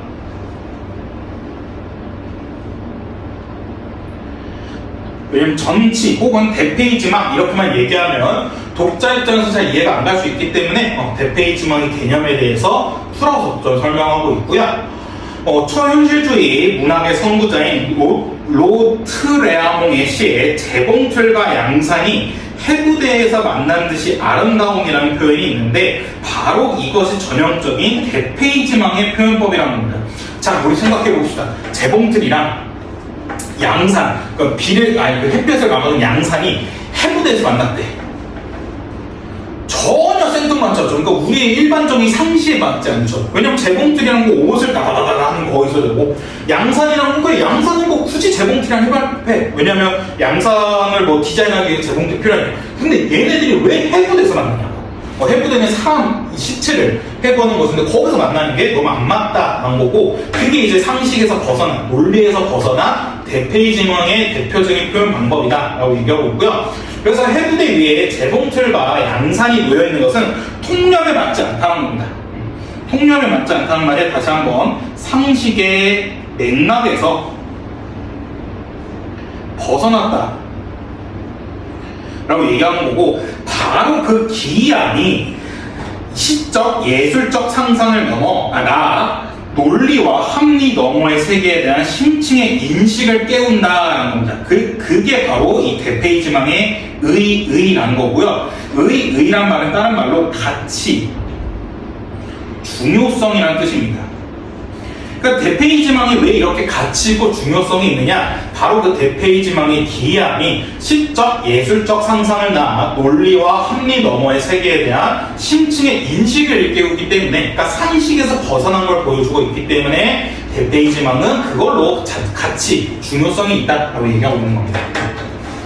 자, 그 다음 페이지 229페이지 보시면요, 앞의 내용을 깔끔하게 다 정리해주고 있어요. 대페이지망 기법을 왜 관심 갖게 되었는지 그에 대해서 얘기하고 있고, 이거 꼭 기억해 두세요. 대페이지망 개념과 의의, 이게 또 시험에 단골로 자주 나오거든요. 계속해서 좀 이 얘기를 한 100만 번 해야 될 것 같은데 계속해서 얘기하는 게 이게 객관식으로 많이 나왔습니다. 그렇기 때문에 이게 오히려 또 서술형으로 나올 수 있기 때문에 꼭 기억해 두세요. 대페이지망이라는 것은 전치로 번역되는 개념으로 특정한 대상을 상식의 맥락에서 떼어내 전혀 다른 상황에 배치함으로써 기이하고 낯선 장면을 연출하는 것을 얘기한다라는 것. 그래서 대페이지망 의의 같은 경우에는 시적 예술적 상상을 낳는 기이함이 논리와 합리의 영역을 초월한 세계에 대한 심층의 인식을 일깨우고 있다는 거. 이렇게 만약 서술형 나오면 쉽지 않을 것 같습니다. 자, 그 다음에 230페이지 라부분. 위에 언급된 골콘다를 통해 대페이징의 맛을 깊이 음미해보자. 골콘다는 푸른 하늘과 집들을 배경으로 검은 옷을 입고 검은 모자를 쓴 남자들이 공중에 떠다니는 모습을 그린 작품이다.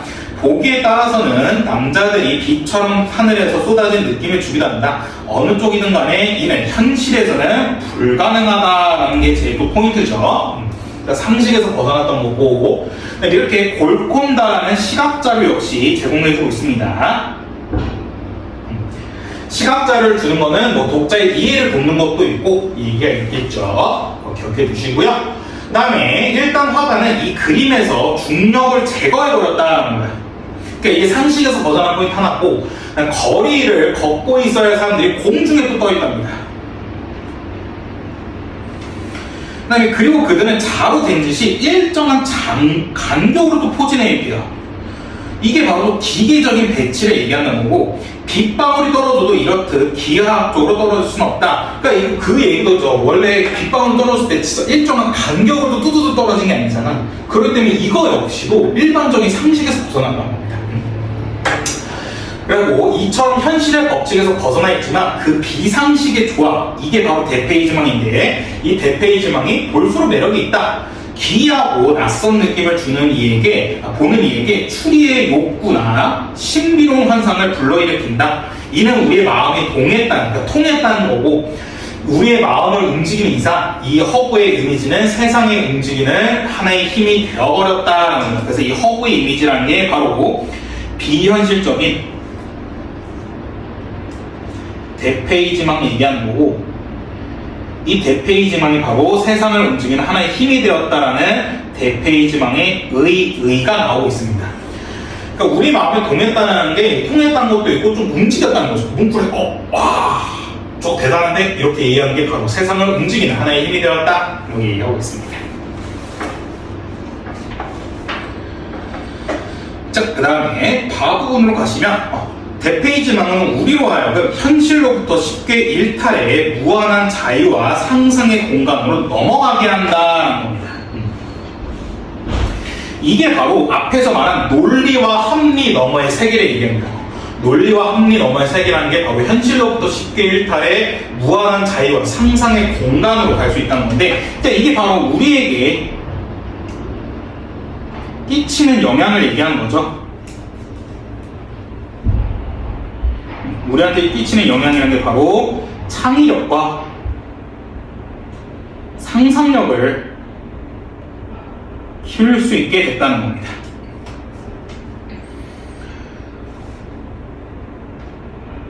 그래서 여기서는 조금 자극적인 표현으로 뭐라 했냐면, 그런 점에서 대페이지망은 현실에 대한 일종의 파괴라고 했습니다. 근데 우리가 일반적으로 파괴는 좀 부정적인 의미가 강한데, 이 글을 쓴 사람은 파괴가 그렇게 부정적은 아니다 라고 얘기하고 있는데, 이건 좀 뒤에서 한번 다시 보도록 할게요. 현실의 법칙과 논리를 간단히 무장해체해버리는 파괴의 형식이다.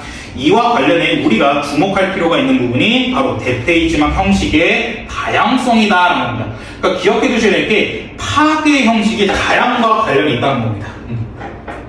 그래서 파괴라는 말은 그 말의 강한 인상 때문에 다양성과는 거리가 멀다는 인식을 준다라는데, 그러니까 이게 중요한 게 일반적인 상식이죠. 그러니까 일반적인 통념을 제시하고 있는 겁니다. 그러니까 우리가 일반적으로 알고 있기에는 파괴가 다양성과 관련이 있다고 할 수 있겠지만, 근데 이 사람도 그 얘기를 해준 겁니다. 야 그래 맞아, 내가 파괴라는 단어를 써긴 했는데 파괴라는 말은 일반적인 통념으로 다양성과 좀 거리가 멀어. 근데 이것도 조심하시는 게, 이건 비판하는 게 아닙니다.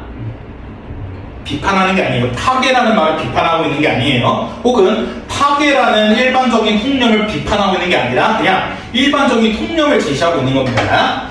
하지만 창조의 형식만큼 파괴의 형식도 다양하다. 흔히 창조적 파괴라는 말을 한다. 이때 파괴는 단순히 창조를 위한 전제에 불과한 것이 아니다. 파괴의 형식이 창조의 형식을 규명하고 파괴의 결이 창조의 결로 이어진다라는 식으로 또 파괴의 의가 나오고 있고요. 한마디로 파괴는 무차별적인 그 무엇이 아니며 창조가 파괴로부터 명확하게 구분되는 것도 아니다라고 얘기하고 있습니다. 그러니까 이거는 구분이 안 된다는 건 불가분의 상태라는 겁니다. 파괴 혹은 창조가 딱 명확하게 구분된다는 게 아니라는 거고, 파괴되는 순간 창조의 방향은 이미 결정나 있다고 볼 수 있다는 건데, 이거를 조금 더 심층적으로 이해하기 위해서는 그 옛날에 제2차 세계대전 끝나고, 저도 정확한 작가의 그 이름이 기억 안 나는데, 어떤 독일의 작가가 그 폐허가 된 독일의 자기 고향의 모습 보고 이제는 창조의 순간이다 라고 했대요. 왜냐면 다 무너진 거 보고 여기는 이제 더 이상 무너질 게 없다는 거예요. 더 이상 파괴될 게 없기 때문에 다 지을 것만 생겼다는 거예요. 그렇기 때문에 이 시대를 어떻게 잘 보내는지가 자기의 조국 독일의 미래가 달려있다라고 얘기를 했다 해요. 그래서 그거와 관련해서 또 더 추가적으로 얘기한 뭐냐면, 그래서 요즘 사람들은 창조가 나올 수 없다는 거야. 파괴를 할 수가 없잖아요. 지금 너무 극단적이잖아. 그러면 그래서 야 우리 창조를 해야 돼, 이거 다 밀어버려, 이럴 수는 없으니까. 그렇기 때문에 지금 우리 이 순간 사람들은 그래서 창조가 좀 힘들다라고 얘기를 했다는데, 그거랑 좀 관련지어서 생각한다면 조금 그나마 이해가 가능할 거야. 그래서 파괴가 바로 창조구나 라고 생각할 수 있는 거고, 그래서 이 사람도 뭐라 하냐면 파괴의 형식으로서 대페이지망 매우 다양한 색깔을 보여준다. 대페이지망이 보여주는 파괴의 세계는 다채롭고 무한하다. 왜냐면 지금 대페이지망 다 부시는 거잖아. 왜냐면 일반적인 상식을, 사람이란 거는 하늘을 뚫을 수 없는데 그걸 상식을 패버린 거고, 그다음에 또 여기서 얘기하는 게 중력이란 건 일반적인 상식인데 중력도 없어버리고, 그 다음에 비가 떨어지는 것도 일정한 간격으로 떨어지지 않는 게 일반적인 상식인데 그걸 파괴해버려가지고 또 일정한 간격으로 떨어지는 창조를 만든 거기 때문에, 그래서 파괴라는 거는 창조를 얘기한, 파괴라는 건 창조를 얘기하고 그게 바로 다채롭고 무한하다 이거 있고요. 그 말은 대페이지망이 위한 창조의 형식 또한 다채롭고 무한하다는 뜻이다. 프랑스의 미술사가 사람 알렉산드리앙라는 전문가의 견해가 나오죠. 이 사람은 마그리트의 그림에 나타난 대페이지망 형식 크게 6가지로 분류했는데, 자 이거 좀 조심하셔야 됩니다. 왜냐하면 이게 작년인가 재작년에 치사한 내용을 일치로 문제 나왔던 게, 뒤에 보시면요 프랑스의 미술가 사람이 나오고 미국의 미술가 비평가 수지 개굴릭이 나왔어요. 전문가가 2명 나왔거든요. 근데 이 두 사람 둘 다 100페이지만 혹은 마그리트의 그림을 다 나눴습니다. 분류를 했기 때문에 이거 치사한 내용을 좀 나올 수 있거든요. 그래서 꼭 조심하셔야 되는데, 일단 사란이 나눈 건 뭐였냐면 작은 것을 크게 확대하기, 보완적인 사물을 조합하기, 생명이 없는 것에 생명을 불어넣기, 미지의 차원을 열어 모르기, 생명체를 사물화해보기, 해부학적 왜곡이 바로 이 6가지이고요. 그 다음에 수지가 나눈 건 뭐냐면 사물을 원래 맥락으로부터 떼어놓는 고리, 불가능한 것을 바꾸는 반영, 익숙한 것을 낯설게 만드는 합성, 크기와 위치의 부조화, 우연한 만남, 동음이언적 이중 이미지, 그 다음에 역설, 시공에 대한 경험을 왜곡한 이중 시점을 마그리트가 구상 대표적인 대페이지만 기법으로 뽑는다라고, 이거 구분하는 거 쉽진 않겠지만 혹시나 조심을 하셔야 됩니다. 이거가 시험 문제에 나오지 않을 거거든요. 근데 혹시나 정말 1번부터 5번 선지 봤는데 적절하지 않은 걸 체크하래요. 근데 1번부터 4번이 다 적절해. 딱 봤더니 5번이 이거야. 사라는 합성, 부조화, 우연한 만남으로 나눴다. 그 씨발 설마 이건가? 체크하셔야 됩니다. 혹시 이렇게까지 나오진 않을 것 같은데 그래도 재작년인가 한번 나왔거든요. 그거 조심하셔야 됩니다. 파괴 형식을 대상으로 한 언급이지만 그것이 곧 창조의 형식을 대상으로 한 언급이기도 하다라고 얘기하고 있고, 그 다음 페이지 231페이지 보시면 대페이지만이 또 정리해 주는데, 이 골콤나라는 시각적 자료 혹은 구체적 사례를 제시해서 독자의 내용을 돋고요, 내용을 또 뒷받침해 주고 있다. 한 번씩 체크해 주시고, 그 다음에 대페이지망의 현실 파괴 형식의 의의가 뭐냐, 창조적 파괴로서 단순히 창조를 위한 전제에 불과한 것이 아니라 창조의 형식과 별로 이어지는 파괴이다라는 거, 이렇게 다 나눴다는 거. 이렇게 나눈 것도 참 대단한 것 같습니다.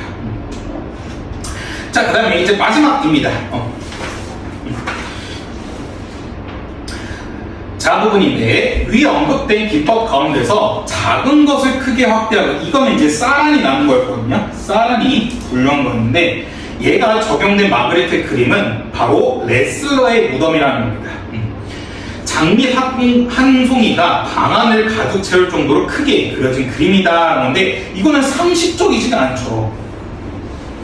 이게 우리의 현실에 있을 수가 없잖아. 이 그림 밑에가 이 방을 지금 꽉 채울 수 있는 장미 한 송이가 있다는 건데, 이거 우리의 상식에 벗어났다라고 얘기하고 있는 거고, 오로지 꽃의 크기만 변화시켰을 뿐인데 평범한 일상이 낯선 상황으로 탈바꿈됐다. 이게 바로 일상의 파괴를 얘기하고 있는 겁니다.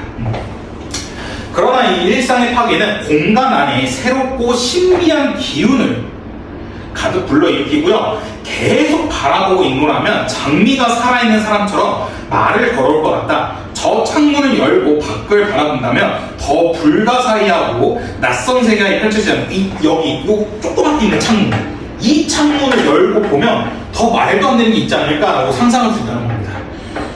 그러셨나요? 말을 걸어올 것 같아 얘가 지금. 그렇대. 아무튼 그렇다고 얘기해가지고 지금 여기서 이제 계속부터 펼쳐지지 않을까가 이제 감상자에게 주는 효과를 얘기하고 있는 겁니다. 그래서 계속 보고 있으면 말을 걸어보면 걸을 것 같긴 하네요. 그렇게 우리의 새로운 탐험은 시작되고 또 끝없이 이어질 것이다 라는 식으로 무한한 창조를 가능하게 하는 게 바로 대페이지망이다 라고 얘기하고 있고요. 차부분, 작은 것을 크게 확대함으로써 일상을 파괴하고 새로운 모험에 나서는 이런 대페이지망적 시도는 예술을 넘어 경제 분야에서도 곧잘 볼 수 있다라는 식으로 지금 활용 분야, 새로운 활용 분야에 대해서 얘기하고 있거든요. 그러니까 이게 비단 예술에만 있는 게 아니라 활용, 경제에도 또 활용이 될 수 있다라고 얘기하고 있는데, 이를테면 화장지 산업에 집중한 미국의 한 제지 회사의 시도가 그런 것이다. 이 회사의 가장 큰 수익원은 원래 제지 산업이었다. 화장지 같은 위생용품은 매우 극히 미미한 부분을 차지하고 있었답니다. 그때 이 화장지 같은 위생 부분이 바로 장미랑 대응할 수 있겠죠. 원래 장비라는 게 되게 조그맸는데, 하지만 1971년 이 회사의 대표는 아직 미미한 회사 화장지 산업에 회사의 장래가 있다고 보고 이에 집중하기 위해서 회사의 핵심 산업 부문들, 이게 바로 큰 것인데 큰 것을 과감히 처분해버리고 이 파괴에 놀라 주가가 급락하고 증시 미술가들, 분석가들의 비난이 쏟아졌답니다. 왜 비난이 쏟아졌냐면 상식에서 벗어났기 때문에.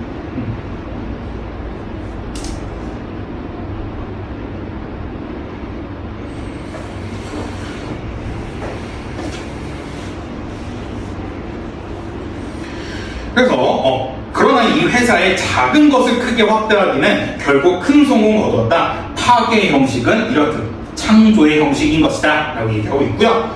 그 다음에 보완적인 사물을 조합하기, 이건 또 사란이 남은 거였고, 익숙한 것을 낯설게 만드는 합성, 이거는 수지가 남은 거였는데, 이거와 같은 결합의 형식도 마그리트가 즐겨 사용한 파괴와 창조의 형식이다. 이 기억이라는 게 바로 옆에 있는 이 그림을 나타내는데, 그림 보시면요, 그 조각상이 피를 흘리고 있습니다. 이거 좀 무서웠거든요. 좀 섬뜩했는데, 기억은 하늘과 바다를 배경으로 창턱 위에 석고 두상과 나뭇잎, 방울 형태의 구가 놓여있는 그림이다. 특이한 것은 석고상의 관자놀이 부분에서 피가 흘린다는 것입니다. 근데 이게 신기한 게 뭐냐면, 그러니까 뭐 피를 흘린다는 게 일반적이지 않지만 피를 흘린다는 건 좀 흔한 일이잖아요. 우리에게 익숙한 일인데 대신 석고상이 피를 흘리는 거는 좀 쉽지 않죠. 그렇기 때문에 여기서 말하는 게 바로 익숙한 것을 낯설게 만드는 합성인 겁니다. 요즘도 그런 게 있는지 모르는데 대표적인 그런 거죠. 그 음악실에 있는 베토벤의 그림이 갑자기 눈이 움직이는 거야. 이런 식으로. 우리 다 그런 거 있었는데, 음악실, 미술실 이런 거에 막 무슨 귀신이 있다고 했었는데 실제로 본 사람은 아무도 없죠. 그래서 바로 이게 바로 익숙한 것을 낯설게 만드는 합성이라는 거고요. 사람이 다쳐 피를 흘리는 것은 흔한 일이지만 제 아무리 사람의 형상을 하고 있어도 사람이 아닌 조각상의 피를 흘리는 것은 있을 수 없다라고 얘기하는 겁니다. 바로 이게 낯선 결합의 형식이라는 거죠. 그래서 조각과 피의 결합이 낯설기에 이 그림 또한 일상의 질서를 파괴한다. 그리고 그 파괴를 통해 상상의 무한의 지대로 우리를 밀어넣는다는 건데, 이거 역시 감상자에게 주는 효과죠. 그러니까 이걸 좀 어떻게 생각하시면 좋냐면, 지금 우리가 석고상이 피를 흘리네? 했을 때 우리가 또 어떤 상상이냐면, 지금 뭐 이거는 뭐 전설이라는데 상진이 너 같은 생각해보니까 미술실이나 음악실에 그 베토벤 그림이 있는데, 그 사람 그림이 있는데, 그게 만약 눈이 움직이면 어떻게 될까?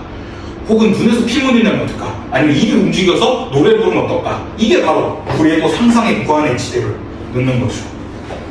쉽진 않은데. 그렇답니다. 자, 이제 마지막.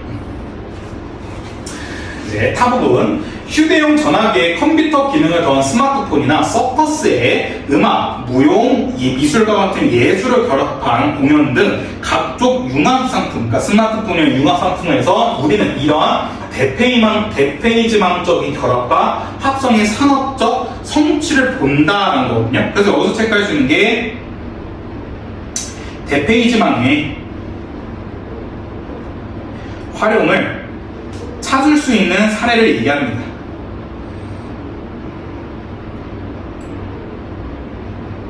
다양한 사례.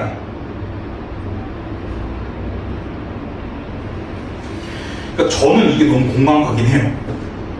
왜냐면 아마 상진이는 처음 쓰는 핸드폰이 스마트폰이었을 거 아니야. 저는 일단 스마트폰이랑, 그러니까 전화기란 거 자체가 흔하지 않았고요.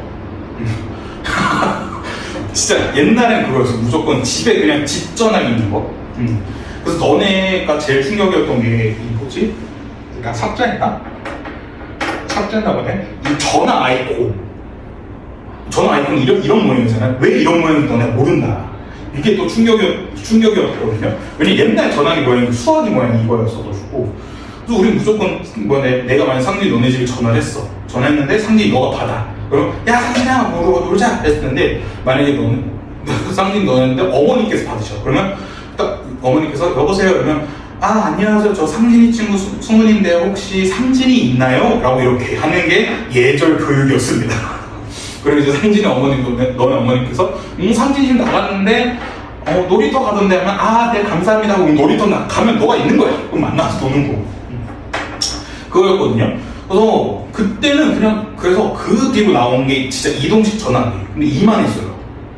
전화기가 진짜 우리 아버지가 갖고 다니는 게 이만했고 그 다음에 이제 진짜 작은 게 요만한 거. 요만한 그거고 그러니까 그거는 진짜 이게 이렇게 핸드폰이 있으면 화면이 이거밖에 안 돼. 화면이 정말 조그맸어. 화면이 요만했어. 진짜 조그맸거든요. 그러니까 여기에는 그냥 번호랑 이름만 뜰 수 있는 거야.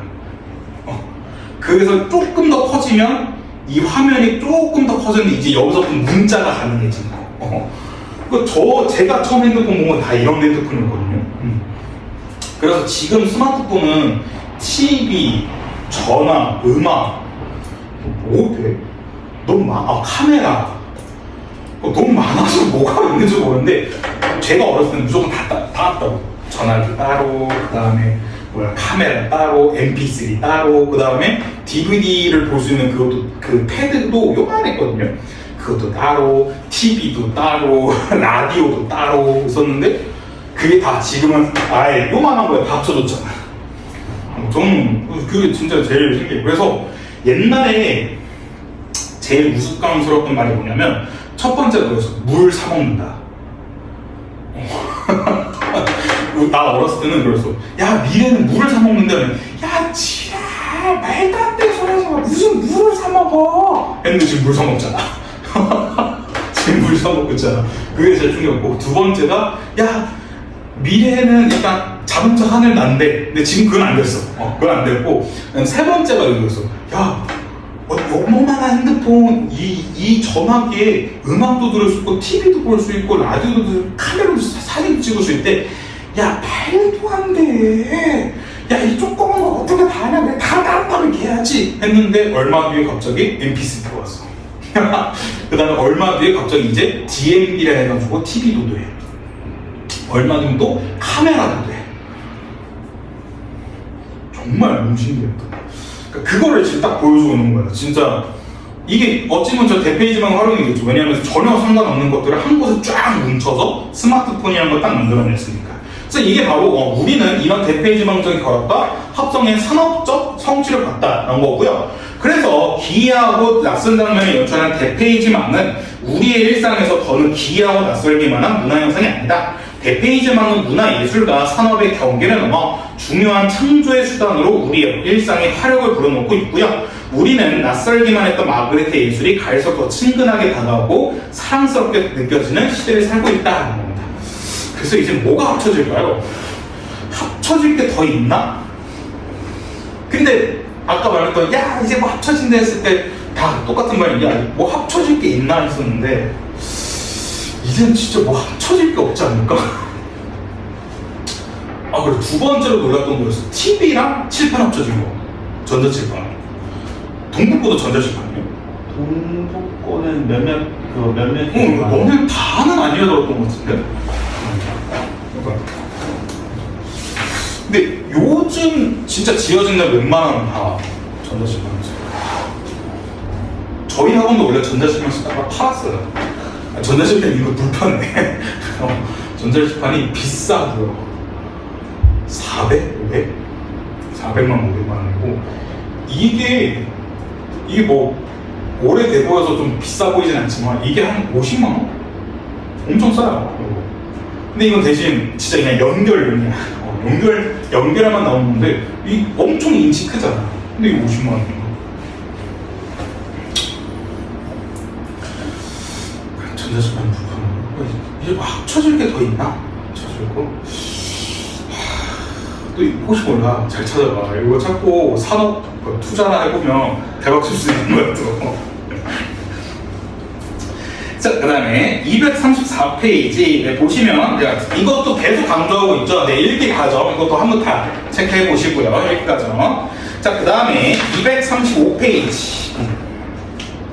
얘도 보시면요, 각 글에 있는 목적에 따라서 어떻게 글을 읽어야 되냐 하고 있는데, 네, 이것도 조심하셔야 됩니다. 왜냐면 이것도 빈칸도 넣고 그 서술형이 객관식 나왔었거든요. 그래서 꼭 기억해 두셔야 되는데, 그러니까 이 글을 요약할 때는 어떻게 글을 읽어야 되냐면, 핵심어, 그 다음에 중요한 내용, 중요하지 않는 내용 구분해야 되고, 그 다음에 전체적인 구조 파악해야 되고, 개념, 설명, 사례 다 체크해야 되고요. 그러니까 만약에 이 글을 쓴 작가, 필자랑 면담을 한다면 우리가 이 글을 어떻게 읽어야 되냐면, 글을 쓴 의도에 맞춰서 그려야 되고, 질문 만들어야 되고, 그 다음에 내가 어떤 평가를 내릴 수 있는지 그걸 또 물어봐야 되고요. 만약에 내가 발표를 준비한다, 이때는 어떻게 글을 읽어야 되냐면, 르네 마그리트가 어떤 사람이었는지, 그 다음에 대페이지망을 충분히 이해하면서 읽어야 되는 게, 왜냐면 설명해줘야 되잖아요. 그렇기 때문에 충분히 읽어야 되고, 우리 생활에 어떤 영향을 끼쳤는지, 특징이 무엇인지 다 체크해 주셔야 됩니다. 그래서 이게 시험 문제 어떻게 되냐면, 여기서 어떤 사람이었는지 이거 있잖아. 이거를 위로 뒀어.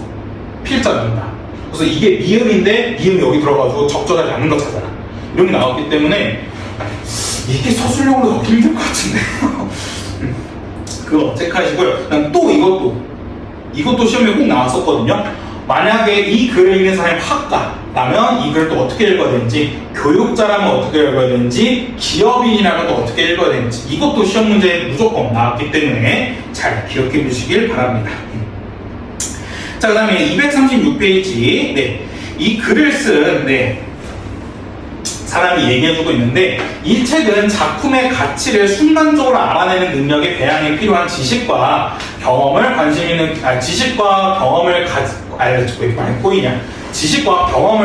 있는 독자들에게 제공하기 계획되었다. 미술 작품과 관련 얼마나 다양한 종류의 지식과 정보가 존재하는지를 보여주고, 그것들에 대한 이해의 폭을 높이는 게 이 책의 제필 목적이다.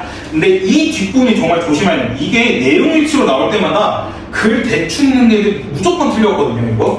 이거 제발 틀려주면 안 됩니다. 이거 진짜 글 대충 읽는 거 다 틀려오는데, 이 한 권의 책에서는 미술의 기초적이고 핵심적인 지식과 정보를 낱낱이 광범위하게 제공할 수 없다야.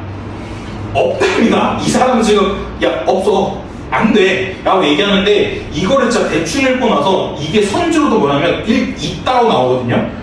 글 대충 읽는 게 다 그거 체크하시는데 절대 그러시면 안 됩니다.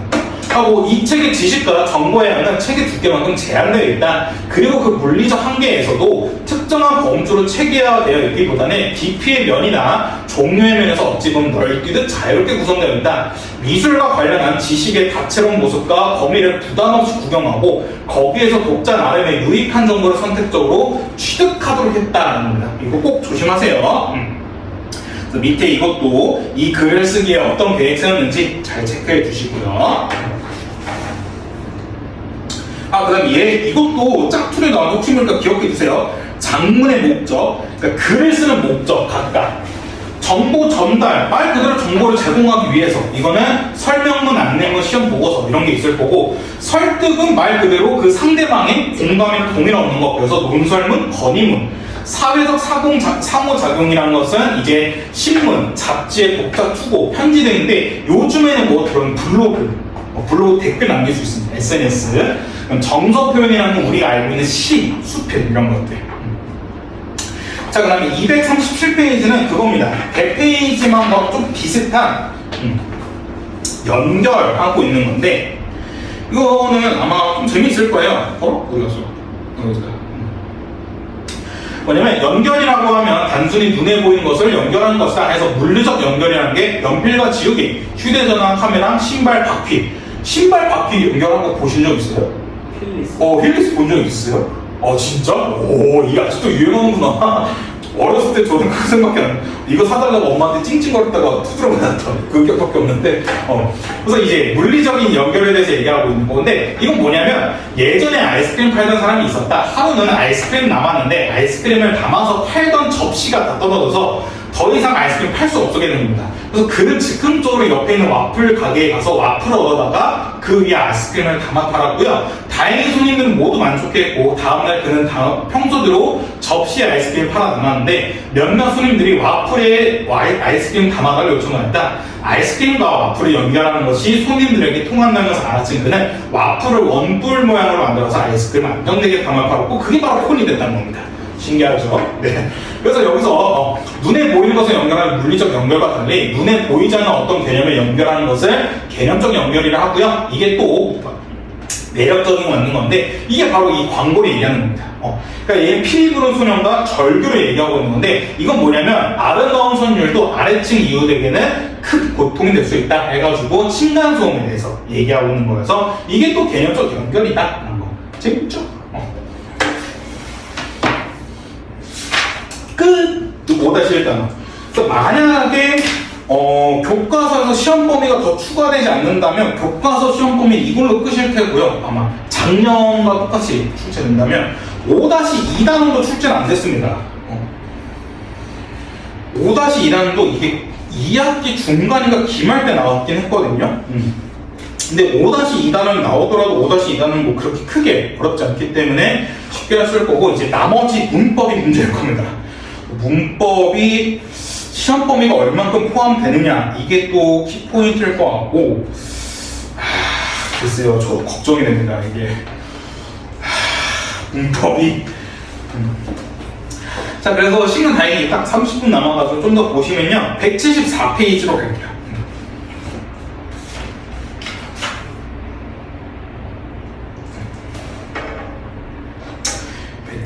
178페이지 178페이지 교과서만 나오는 파트인데 이거를 빼먹고 가가지고 볼 수 있는 두음법칙 중간에 두음법칙이라고 있거든요. 이 두음법칙은 진짜 좀 그렇게 생각하시면 돼요.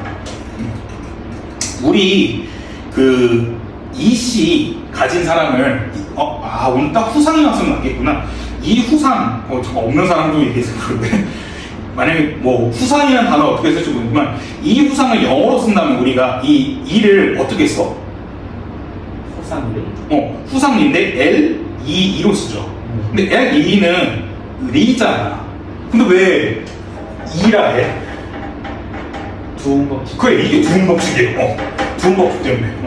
그래서 두음법칙은 여기 써 있는 것처럼 여자라는 말은 원래 한자음 들어가면 여자입니다. 여자. 하지만 단어의 맨 앞에서 그 첫 소리 니은이나 단모음, 이나 이중모음, 야, 여, 요요 등에 결합하는 경우 니은이 없어진다라는 거고요. 그 다음에 그래서 남녀와 달리 여자에서는 맨 앞에 온 여를 여라고 쓰고요. 이러한 현상을 단어의 첫머리에 오는 자음이 니은이거나 리을일 때 나타난다라는 거.